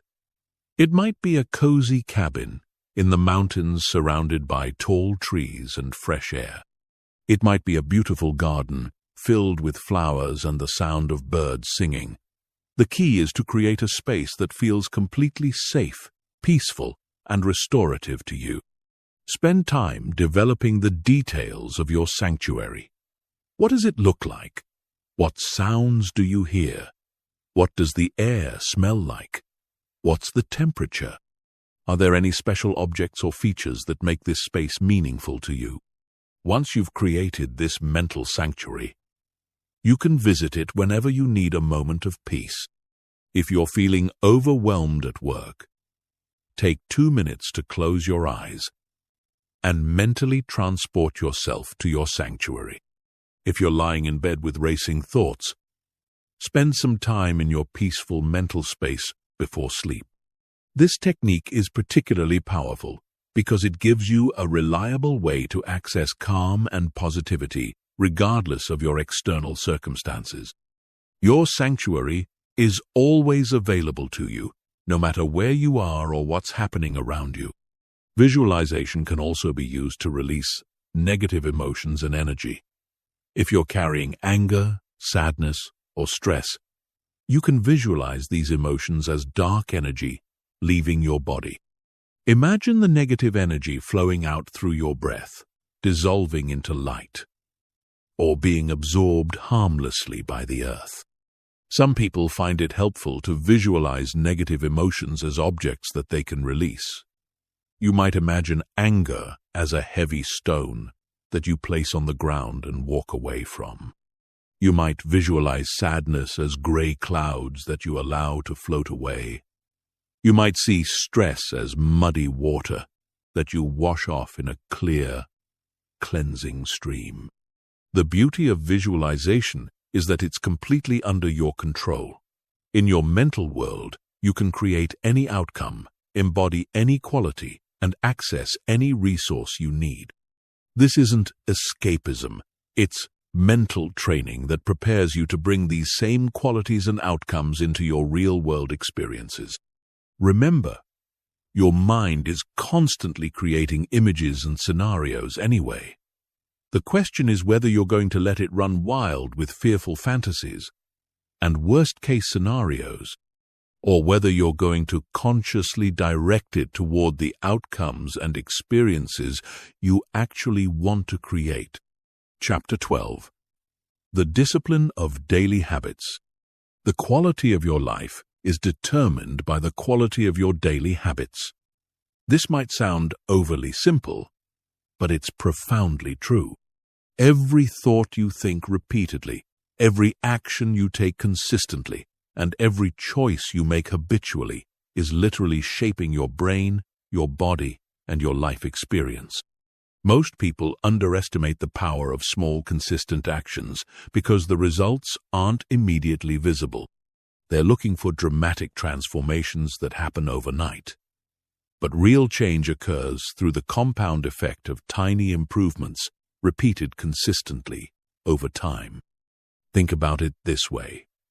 If you improved just 1% every day for a year, you would be 37 times better by the end of that year. But if you got just 1% worse every day for a year, you would decline nearly down to zero. This is the mathematics of habit formation. Small changes seem insignificant in the moment, but they compound over time to create massive results. The challenge is that our brains are wired for immediate gratification, not long-term thinking. When you choose to meditate for 10 minutes instead of scrolling social media, the immediate payoff seems minimal. When you choose a healthy meal over junk food, you don't instantly feel dramatically different. When you choose to practice gratitude instead of complaining, the world doesn't immediately transform. But here's what happens when you make these small, positive choices consistently. Your brain literally rewires itself to support these new patterns. Your nervous system adapts to higher levels of calm and positivity. Your body becomes stronger and more resilient. Your relationships improve because you're showing up as a better version of yourself. The key to sustainable habit formation is starting much smaller than you think you should. Most people fail at building new habits because they try to change too much too quickly. They decide they're going to meditate for an hour, exercise for 90 minutes, journal for 30 minutes, and completely overhaul their diet all at the same time. This approach almost always leads to overwhelm and eventual abandonment of the new habits. Instead, start with what I call micro-habits, actions so small that they're almost impossible to fail at, but that point you in the direction of your larger goals. For example, if you want to develop a meditation practice, don't start with 30-minute sessions. Start with 1 minute. If 1 minute feels too long, start with 3 deep breaths. If you want to exercise regularly, don't commit to hour-long gym sessions. Start with 10 push-ups or a 5-minute walk. The goal of micro-habits isn't to create dramatic results immediately. It's to establish the neural pathways and identity shifts that will support larger changes over time. When you meditate for 1 minute consistently for a month, you become someone who meditates. When you do 10 push-ups every day for a month, you become someone who exercises. These identity shifts are far more powerful than willpower in sustaining long-term change. Let me share how this principle transformed my own morning routine. For years, I had chaotic mornings that set a stressful tone for my entire day. I would wake up rushed, immediately check my phone, gulp down coffee while mentally rehearsing my to-do list, and launch into my day feeling reactive and overwhelmed. I knew I wanted to create a more peaceful morning routine, but every time I tried to implement elaborate rituals involving meditation, journaling, exercise, and healthy breakfast preparation, I would stick with it for a few days, before abandoning it as too time-consuming and complicated. Finally, I decided to start with just one tiny change. Drinking a full glass of water before doing anything else in the morning. That's it. No meditation, no journaling, no exercise, just drinking water. This habit was so small that it took less than a minute and was virtually impossible to skip. After a month of consistently drinking water first thing in the morning, I added another micro-habit, taking 5 deep breaths before checking my phone. Again, this took less than a minute and required no special equipment or preparation. Gradually, over the course of 6 months, I built a morning routine that included hydration, breathing exercises, brief meditation, gratitude journaling, and light movement. But I never would have sustained this routine if I had tried to implement it all at once. Each small habit built momentum for the next one. The power of micro-habits is that they remove the friction and resistance that usually sabotage our good intentions. When an action is so small that it requires minimal willpower, you can maintain it even on days when you feel tired, busy, or unmotivated. And on days when you feel energetic and inspired, you can naturally expand beyond the minimum requirement. But habit formation isn't just about adding positive behaviors. It's also about replacing negative patterns that steal your calm and positivity. Many people have unconscious habits that create stress and negativity throughout their day. Common negative habits include immediately checking phones upon waking, which floods your mind with information and other people's priorities before you've even centered yourself for the day. Complaining as a default way of processing experiences, which trains your brain to focus on problems rather than solutions. Rushing through daily activities without presence or awareness, which creates a constant underlying stress even when there's no real urgency. The key to changing negative habits is not to try to eliminate them through willpower alone, but to replace them with positive alternatives. Instead of trying to stop checking your phone in the morning, create a positive routine that happens before you allow yourself phone access. Instead of trying to stop complaining, develop a practice of finding one positive aspect of challenging situations. Instead of trying to stop rushing, build in small pauses throughout your day where you consciously slow down and breathe. One of the most transformative daily habits you can develop is what I call mindful transitions. Most people move through their day unconsciously, shifting from activity to activity without any pause or awareness. This creates a sense of being carried along by life rather than consciously participating in it. Mindful transitions involve taking a brief pause between activities to center yourself and set an intention for what comes next. When you finish one task and are about to begin another, take 3 conscious breaths and ask yourself, how do I want to show up for this next activity? This simple practice, done consistently throughout the day, maintains your connection to calm presence rather than allowing you to get swept away by the momentum of constant doing. Another powerful daily habit is what I call appreciation scanning. At least 3 times throughout your day, pause for 30 seconds and consciously notice something you can appreciate in that moment. It might be the feeling of sunlight on your skin, the taste of your morning coffee, a kind gesture from a colleague, or simply the fact that your body is healthy and functioning. This practice trains your brain to notice positive aspects of your experience that you would normally overlook. Over time, it shifts your default mental state from focusing on problems to recognizing abundance. The beautiful thing about developing positive daily habits is that they create what psychologists call positive affect spirals. When you start your day with practices that cultivate calm and positivity, you're more likely to make positive choices throughout the day. These positive choices reinforce your sense of well-being, which makes it easier to maintain your positive habits. Before long, living with calm and positivity becomes your default way of being, rather than something you have to effort to create. You become someone who naturally approaches life from a centered, grateful, optimistic perspective because you've literally trained your nervous system and brain to operate from this state. Remember, you don't have to be perfect in your habit practice. The goal is consistency, not perfection. If you miss a day or two, simply return to your practice without judgment or self-criticism.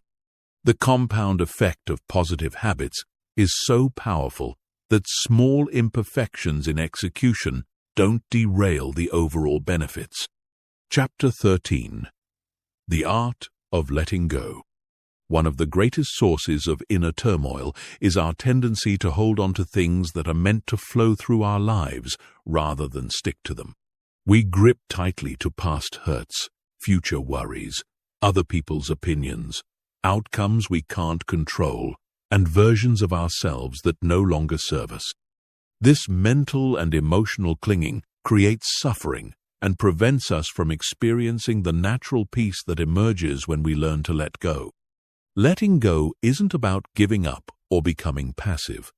It's about releasing your attachment to specific outcomes while remaining fully engaged in the process of living. It's the difference between rowing your boat down the river while fighting the current versus rowing your boat down the river while working with the current. Most people resist the idea of letting go because they confuse it with not caring or surrendering their power. But the opposite is true. When you let go of what you can't control, you free up enormous amounts of energy to focus on what you can influence.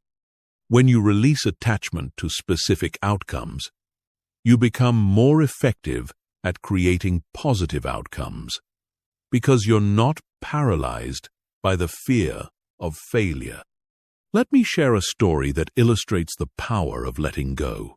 Several years ago, I was working on a project that was extremely important to me. I had invested months of time, significant financial resources, and a great deal of emotional energy into making it successful. As the deadline approached, it became clear that despite my best efforts, the project wasn't going to work out as I had envisioned. My first reaction was to fight harder. I worked longer hours, spent more money, and became increasingly stressed and anxious as I tried to force the outcome I wanted. The harder I fought, the worse things seemed to get. I was so attached to my original vision that I couldn't see alternative possibilities that might actually be better. Finally, in a moment of exhaustion and clarity, I made a decision that felt terrifying but also liberating. I let go. I released my attachment to the specific outcome I had been fighting for and opened myself to whatever was meant to unfold. This didn't mean I stopped working on the project, but I stopped trying to control every detail of how it would turn out. Within days of making this mental shift, new opportunities began to appear that I hadn't noticed before because I had been so focused on forcing my original plan. The project evolved in a direction I never could have imagined, and the final result was actually better than what I had originally envisioned. That experience taught me that letting go isn't about giving up on your dreams. It's about holding your dreams lightly enough that you can recognize when life is offering you something even better than what you originally planned. One of the most challenging things to let go of is the past. Many people carry old hurts, regrets, and resentments like heavy bags. They refuse to set down.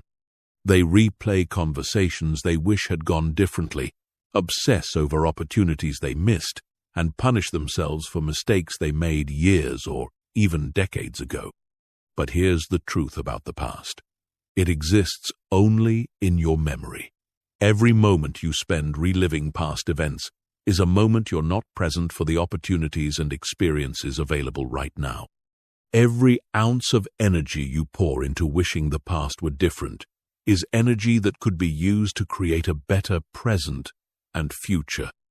Letting go of the past doesn't mean forgetting important lessons or pretending that difficult things didn't happen. It means extracting whatever wisdom and growth the experiences offered and then releasing the emotional charge that keeps you trapped in old stories. A powerful practice for releasing the past is what I call the gratitude completion ceremony. Think of a past experience that you've been carrying as a burden. A relationship that ended badly, a mistake that still haunts you, or an opportunity you feel you missed. Write a letter to this experience, acknowledging the pain it caused, but also recognizing any gifts it brought you. Maybe a difficult relationship taught you valuable lessons about boundaries.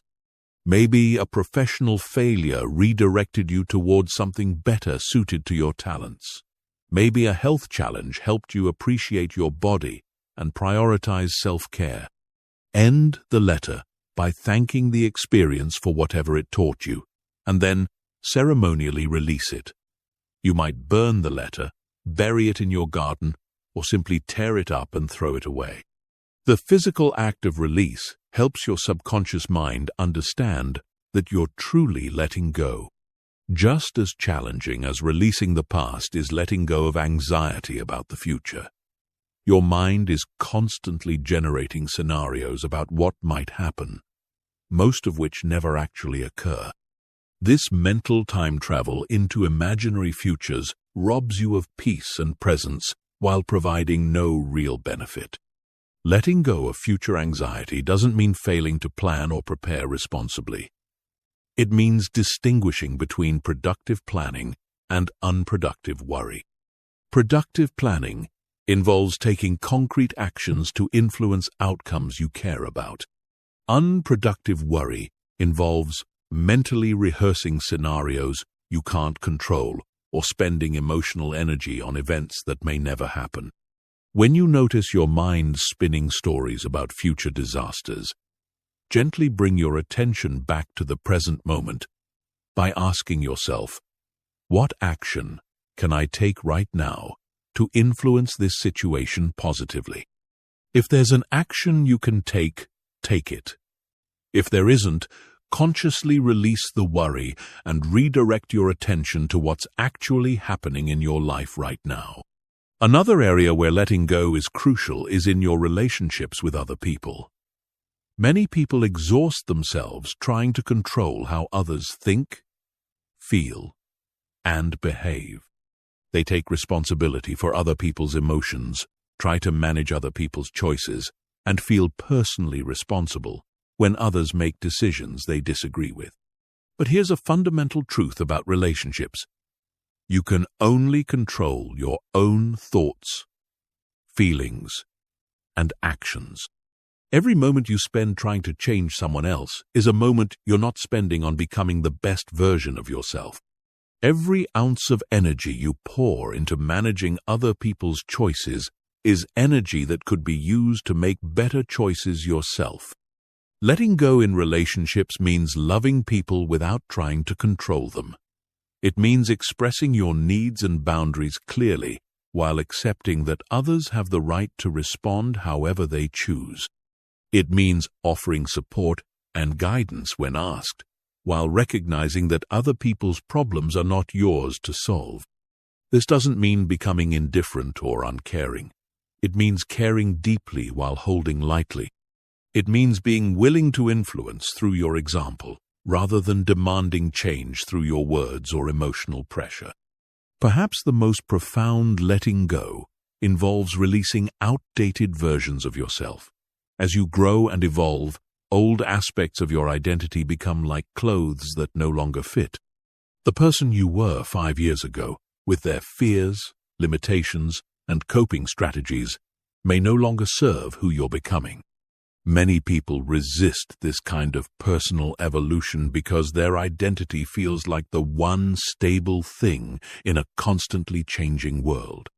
But clinging to outdated self-concepts actually prevents the growth and healing that would bring greater happiness and fulfillment. Letting go of old versions of yourself means being willing to say, "That's not who I am anymore."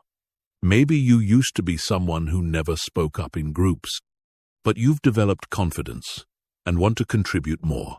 Maybe you used to be someone who avoided challenges, but you've discovered you're actually quite resilient. Maybe you used to define yourself by your wounds and struggles, but you're ready to be known for your strengths and contributions. This process can feel disorienting because it requires releasing familiar patterns and stepping into unknown territory.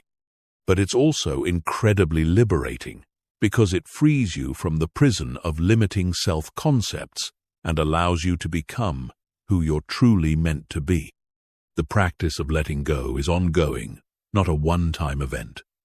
Life is constantly offering you opportunities to release what no longer serves you and embrace what wants to emerge. Each time you choose to let go, you create space for something new and potentially wonderful to enter your life. Chapter 14. The Science of Positive Relationships. Human beings are wired for connection. Your relationships have more impact on your mental health, emotional well-being, and life satisfaction than almost any other factor.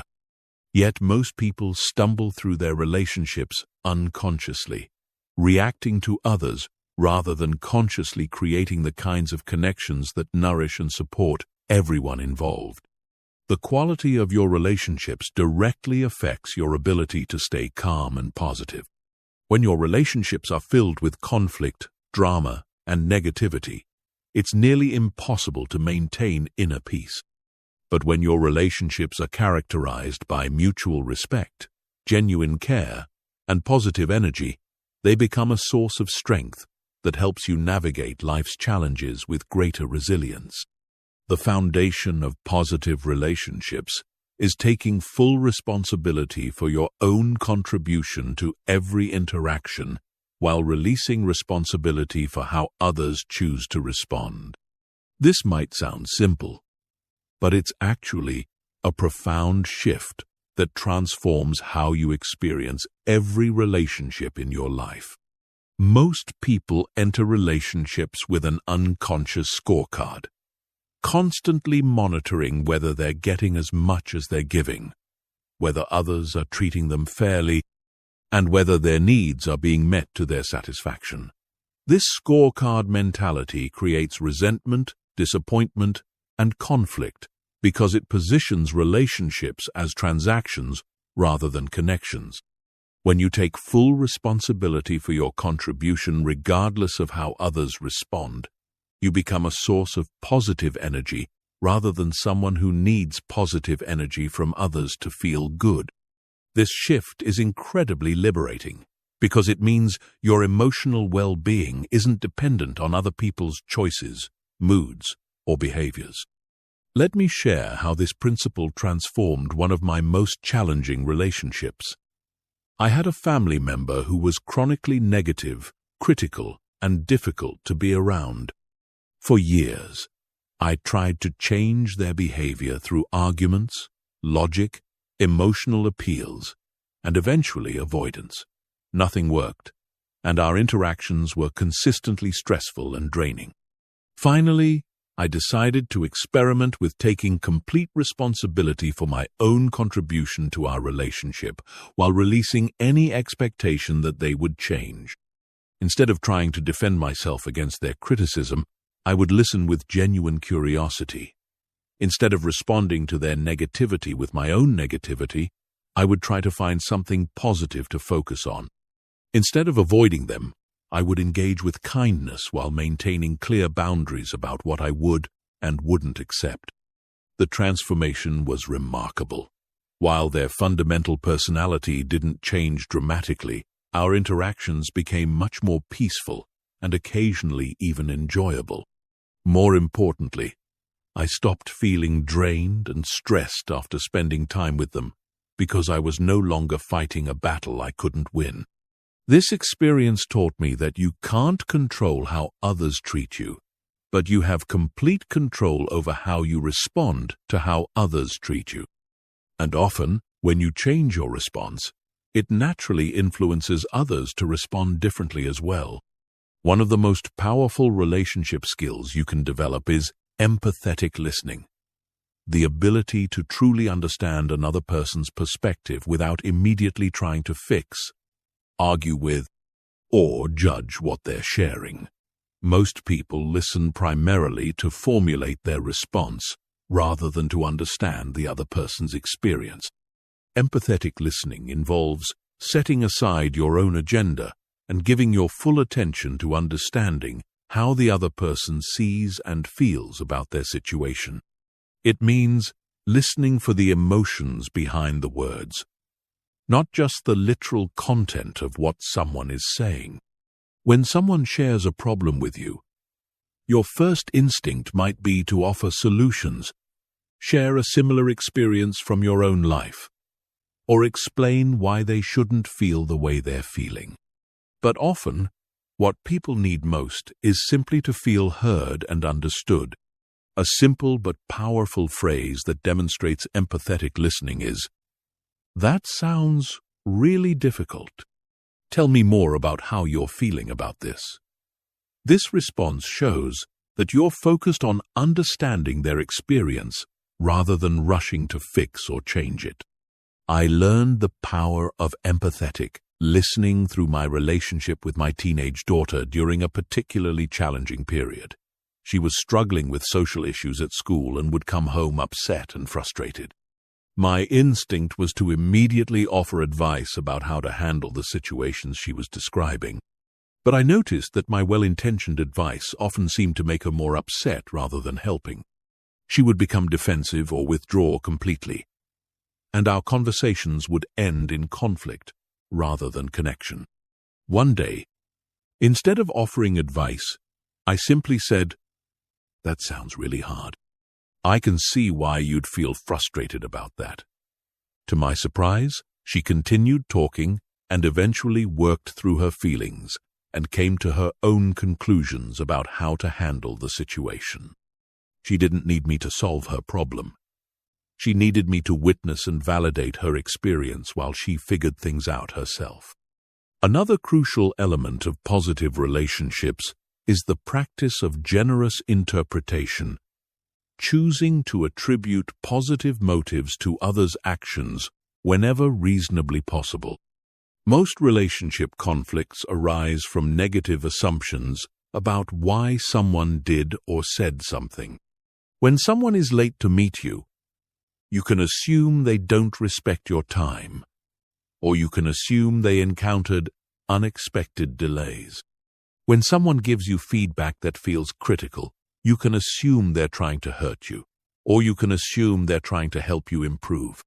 When someone doesn't respond to your text immediately, you can assume they're ignoring you, or you can assume they're busy with other responsibilities. The interpretation you choose has a huge impact on how you feel and how you respond. Negative interpretations create resentment and defensiveness. Generous interpretations create understanding and connection. This doesn't mean being naive or ignoring genuine red flags in relationships.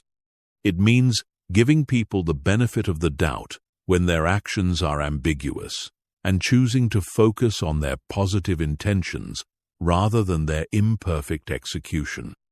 Building positive relationships also requires the courage to be vulnerable, to share your authentic thoughts, feelings, and experiences, rather than hiding behind a perfect facade. Vulnerability is what transforms superficial connections into meaningful relationships. Many people resist vulnerability because they're afraid of being judged, rejected, or hurt. But the irony is that when you try to protect yourself by hiding your authentic self, you prevent the very connections that would actually make you feel safe and accepted. Vulnerability doesn't mean sharing your deepest secrets with everyone you meet. It means being genuine about your experience rather than pretending to be someone you're not. It might mean admitting when you don't know something instead of pretending to have all the answers. It might mean sharing that you're struggling with something instead of acting like everything is perfect. It might mean expressing appreciation for someone instead of assuming they already know how you feel. The beautiful thing about vulnerability is that it gives others permission to be vulnerable as well. When you're genuine about your imperfections, struggles, and authentic emotions, It creates space for others to do the same. This mutual authenticity is what creates the deep connections that nourish the soul. Positive relationships also require healthy boundaries. Clear guidelines about what you will and won't accept in your interactions with others. Boundaries aren't walls that keep people out. They're guidelines that allow relationships to flourish within a framework of mutual respect. Many people struggle with boundaries because they confuse being kind with being limitless. They think that good relationships require them to say yes to everything, tolerate any behavior, and prioritize others' needs above their own. But relationships without boundaries often become resentful, imbalanced, and ultimately harmful to everyone involved. Healthy boundaries might mean saying no to requests that would overextend you, expressing disagreement when someone says something you fundamentally disagree with, or limiting contact with people who consistently drain your energy or treat you poorly. The key to maintaining healthy boundaries is to set them from a place of self-respect rather than anger or resentment. When you communicate your limits clearly and kindly, most people will respect them. Those who don't respect your boundaries reveal that they're more interested in what you can do for them than in having a genuine relationship with you. Chapter 15. Creating a life of purpose and meaning. The final piece of staying calm and positive in life is connecting with something larger than your immediate concerns and daily challenges. When your life has meaning and purpose, you develop a resilience and inner strength that can weather any storm. Without this deeper sense of significance, even small problems can feel overwhelming because they're not balanced by a larger context of meaning. Purpose isn't something you find lying around waiting to be discovered. It's something you create through conscious choice and consistent action. It emerges from the intersection of your values, your talents, and the needs you see in the world around you. It's about using your unique gifts to contribute something valuable to the lives of others. Many people spend their entire lives waiting for their purpose to be revealed to them in some dramatic moment of clarity. They expect to have a burning bush experience where their calling becomes crystal clear and their path forward is obvious.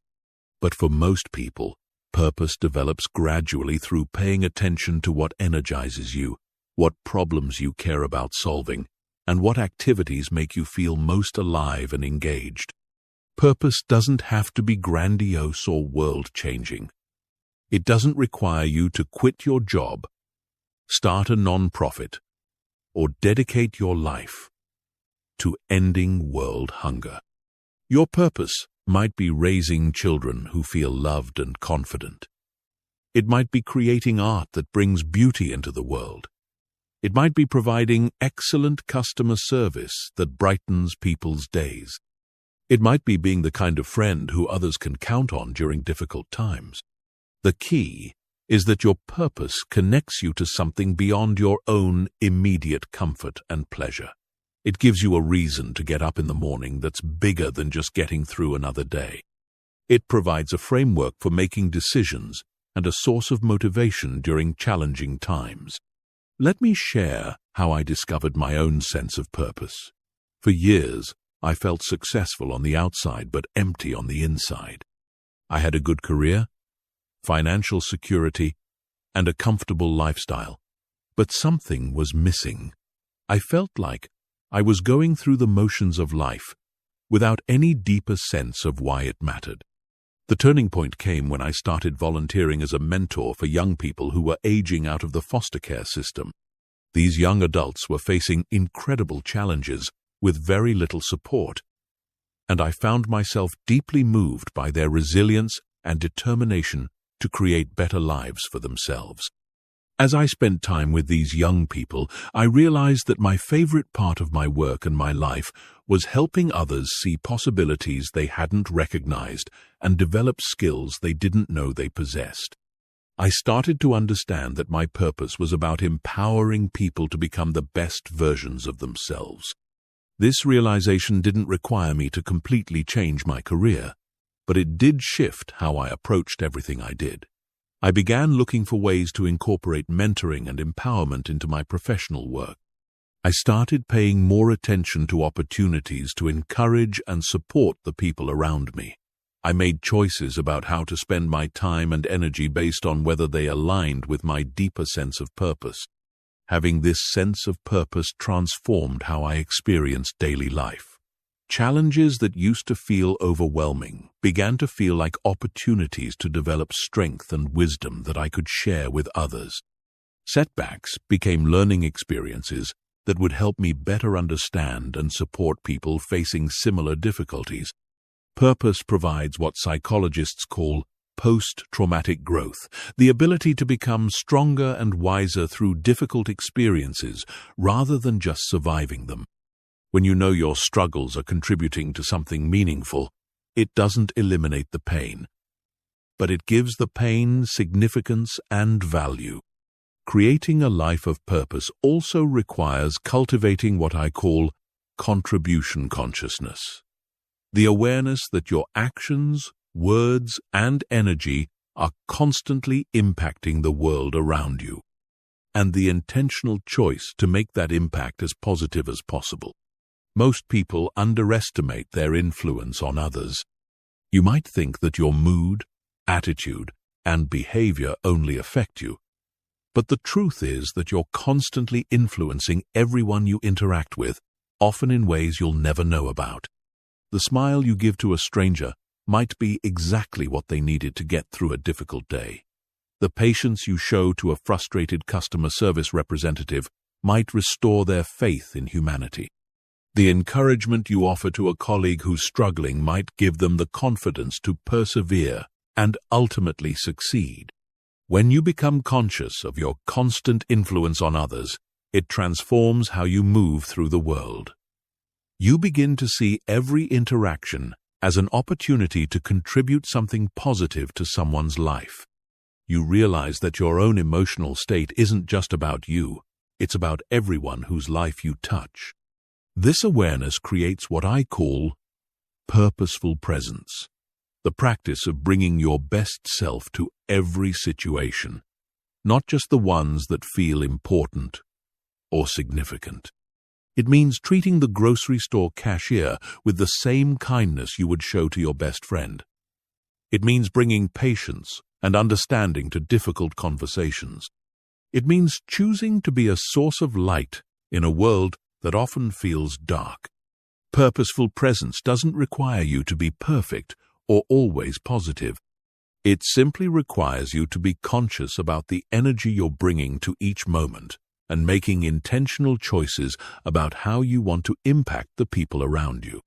Another essential element of creating meaning is developing what I call legacy thinking, considering how you want to be remembered and what kind of impact you want your life to have. This isn't about ego or fame. It's about understanding that your life matters and that the choices you make today are creating the story that will be told about you when you're gone. Legacy thinking helps you make decisions from a place of long-term wisdom rather than short-term impulse. When you're facing a difficult choice, asking yourself, what would the person I want to become do in this situation, often provides clarity that other decision-making frameworks don't offer. Your legacy isn't just what you accomplish professionally or the achievements you accumulate. It's also about the kind of person you were in your relationships, how you treated people who couldn't do anything for you, and the values you lived by when no one was watching. I think about a woman I knew named Eleanor who worked as a school cafeteria worker for 30 years. By many external measures, her job wasn't considered important or prestigious. But Eleanor treated every child who came through her line like they were the most important person in the world. She learned their names, asked about their day, and always had a kind word or encouraging smile. When Eleanor retired, hundreds of former students attended her retirement party. Many of them shared stories about how her kindness had impacted their lives during difficult periods. Some said her daily encouragement had helped them through family problems at home. Others said her belief in them had given them confidence during challenging academic periods. Eleanor's legacy wasn't about career achievement or financial success. It was about the thousands of small moments where she chose to bring love and encouragement into the lives of children who needed it. Her life had profound meaning because she understood that every interaction was an opportunity to make someone's day a little brighter. Creating meaning also involves developing what psychologists call transcendent goals, aspirations that connect you to something larger than your personal success and happiness. These might be environmental goals like protecting natural resources for future generations, social goals like reducing inequality in your community, or spiritual goals like growing in wisdom and compassion. Transcendent goals provide perspective during difficult times because they remind you that your temporary struggles are part of a larger journey of growth and contribution. They also create what researchers call eudaimonic well-being, a deep sense of fulfillment that comes from living according to your highest values rather than just pursuing pleasure and comfort. One powerful practice for connecting with transcendent goals is what I call ripple effect meditation. Spend a few minutes each day imagining the positive impact that your actions and choices are having on the world around you. Think about how your kindness to one person might inspire them to be kinder to others. Consider how your commitment to personal growth might encourage others to work on themselves. Reflect on how your efforts to stay calm and positive might create a more peaceful environment for everyone in your life. This practice helps you see that your individual well-being is connected to the well-being of everyone around you. When you work on staying calm and positive, you're not just helping yourself. You're contributing to a more peaceful and positive world for everyone. Creating meaning also requires accepting that life includes suffering, loss, and challenges that can't be avoided or fixed.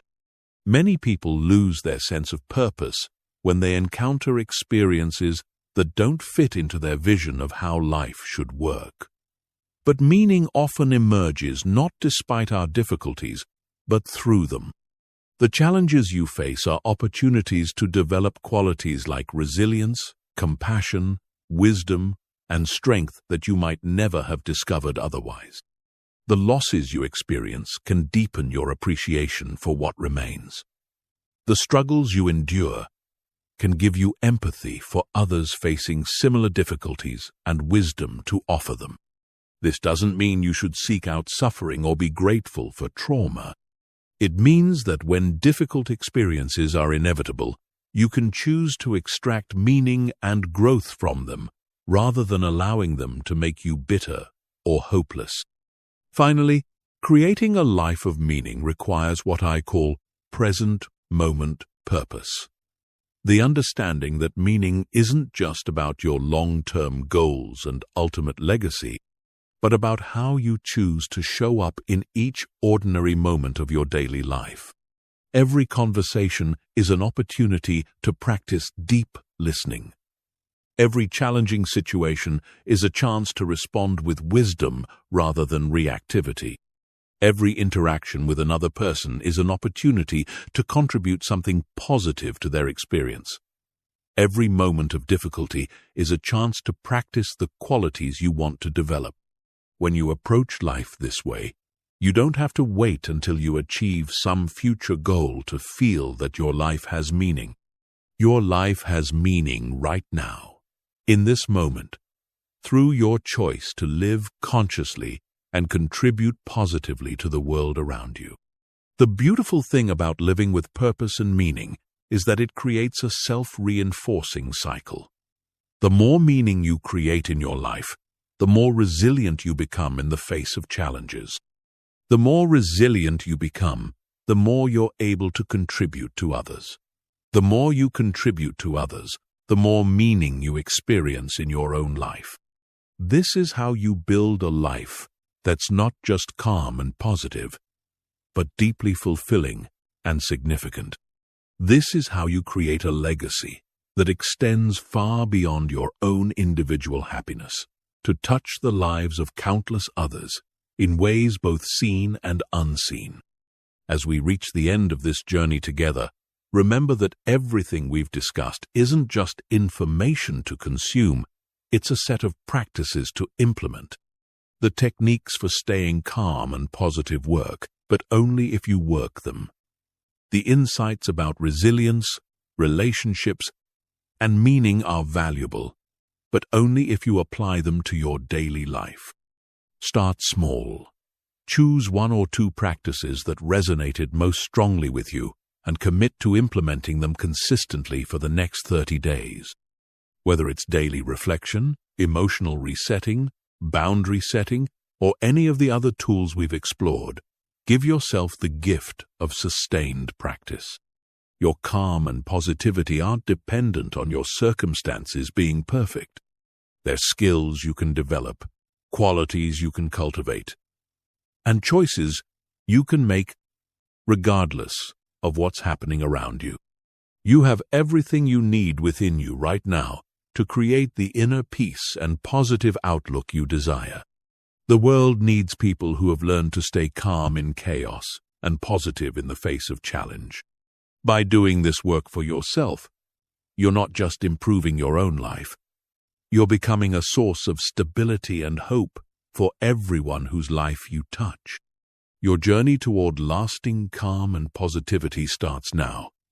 Take the first step, then the next one, then the next.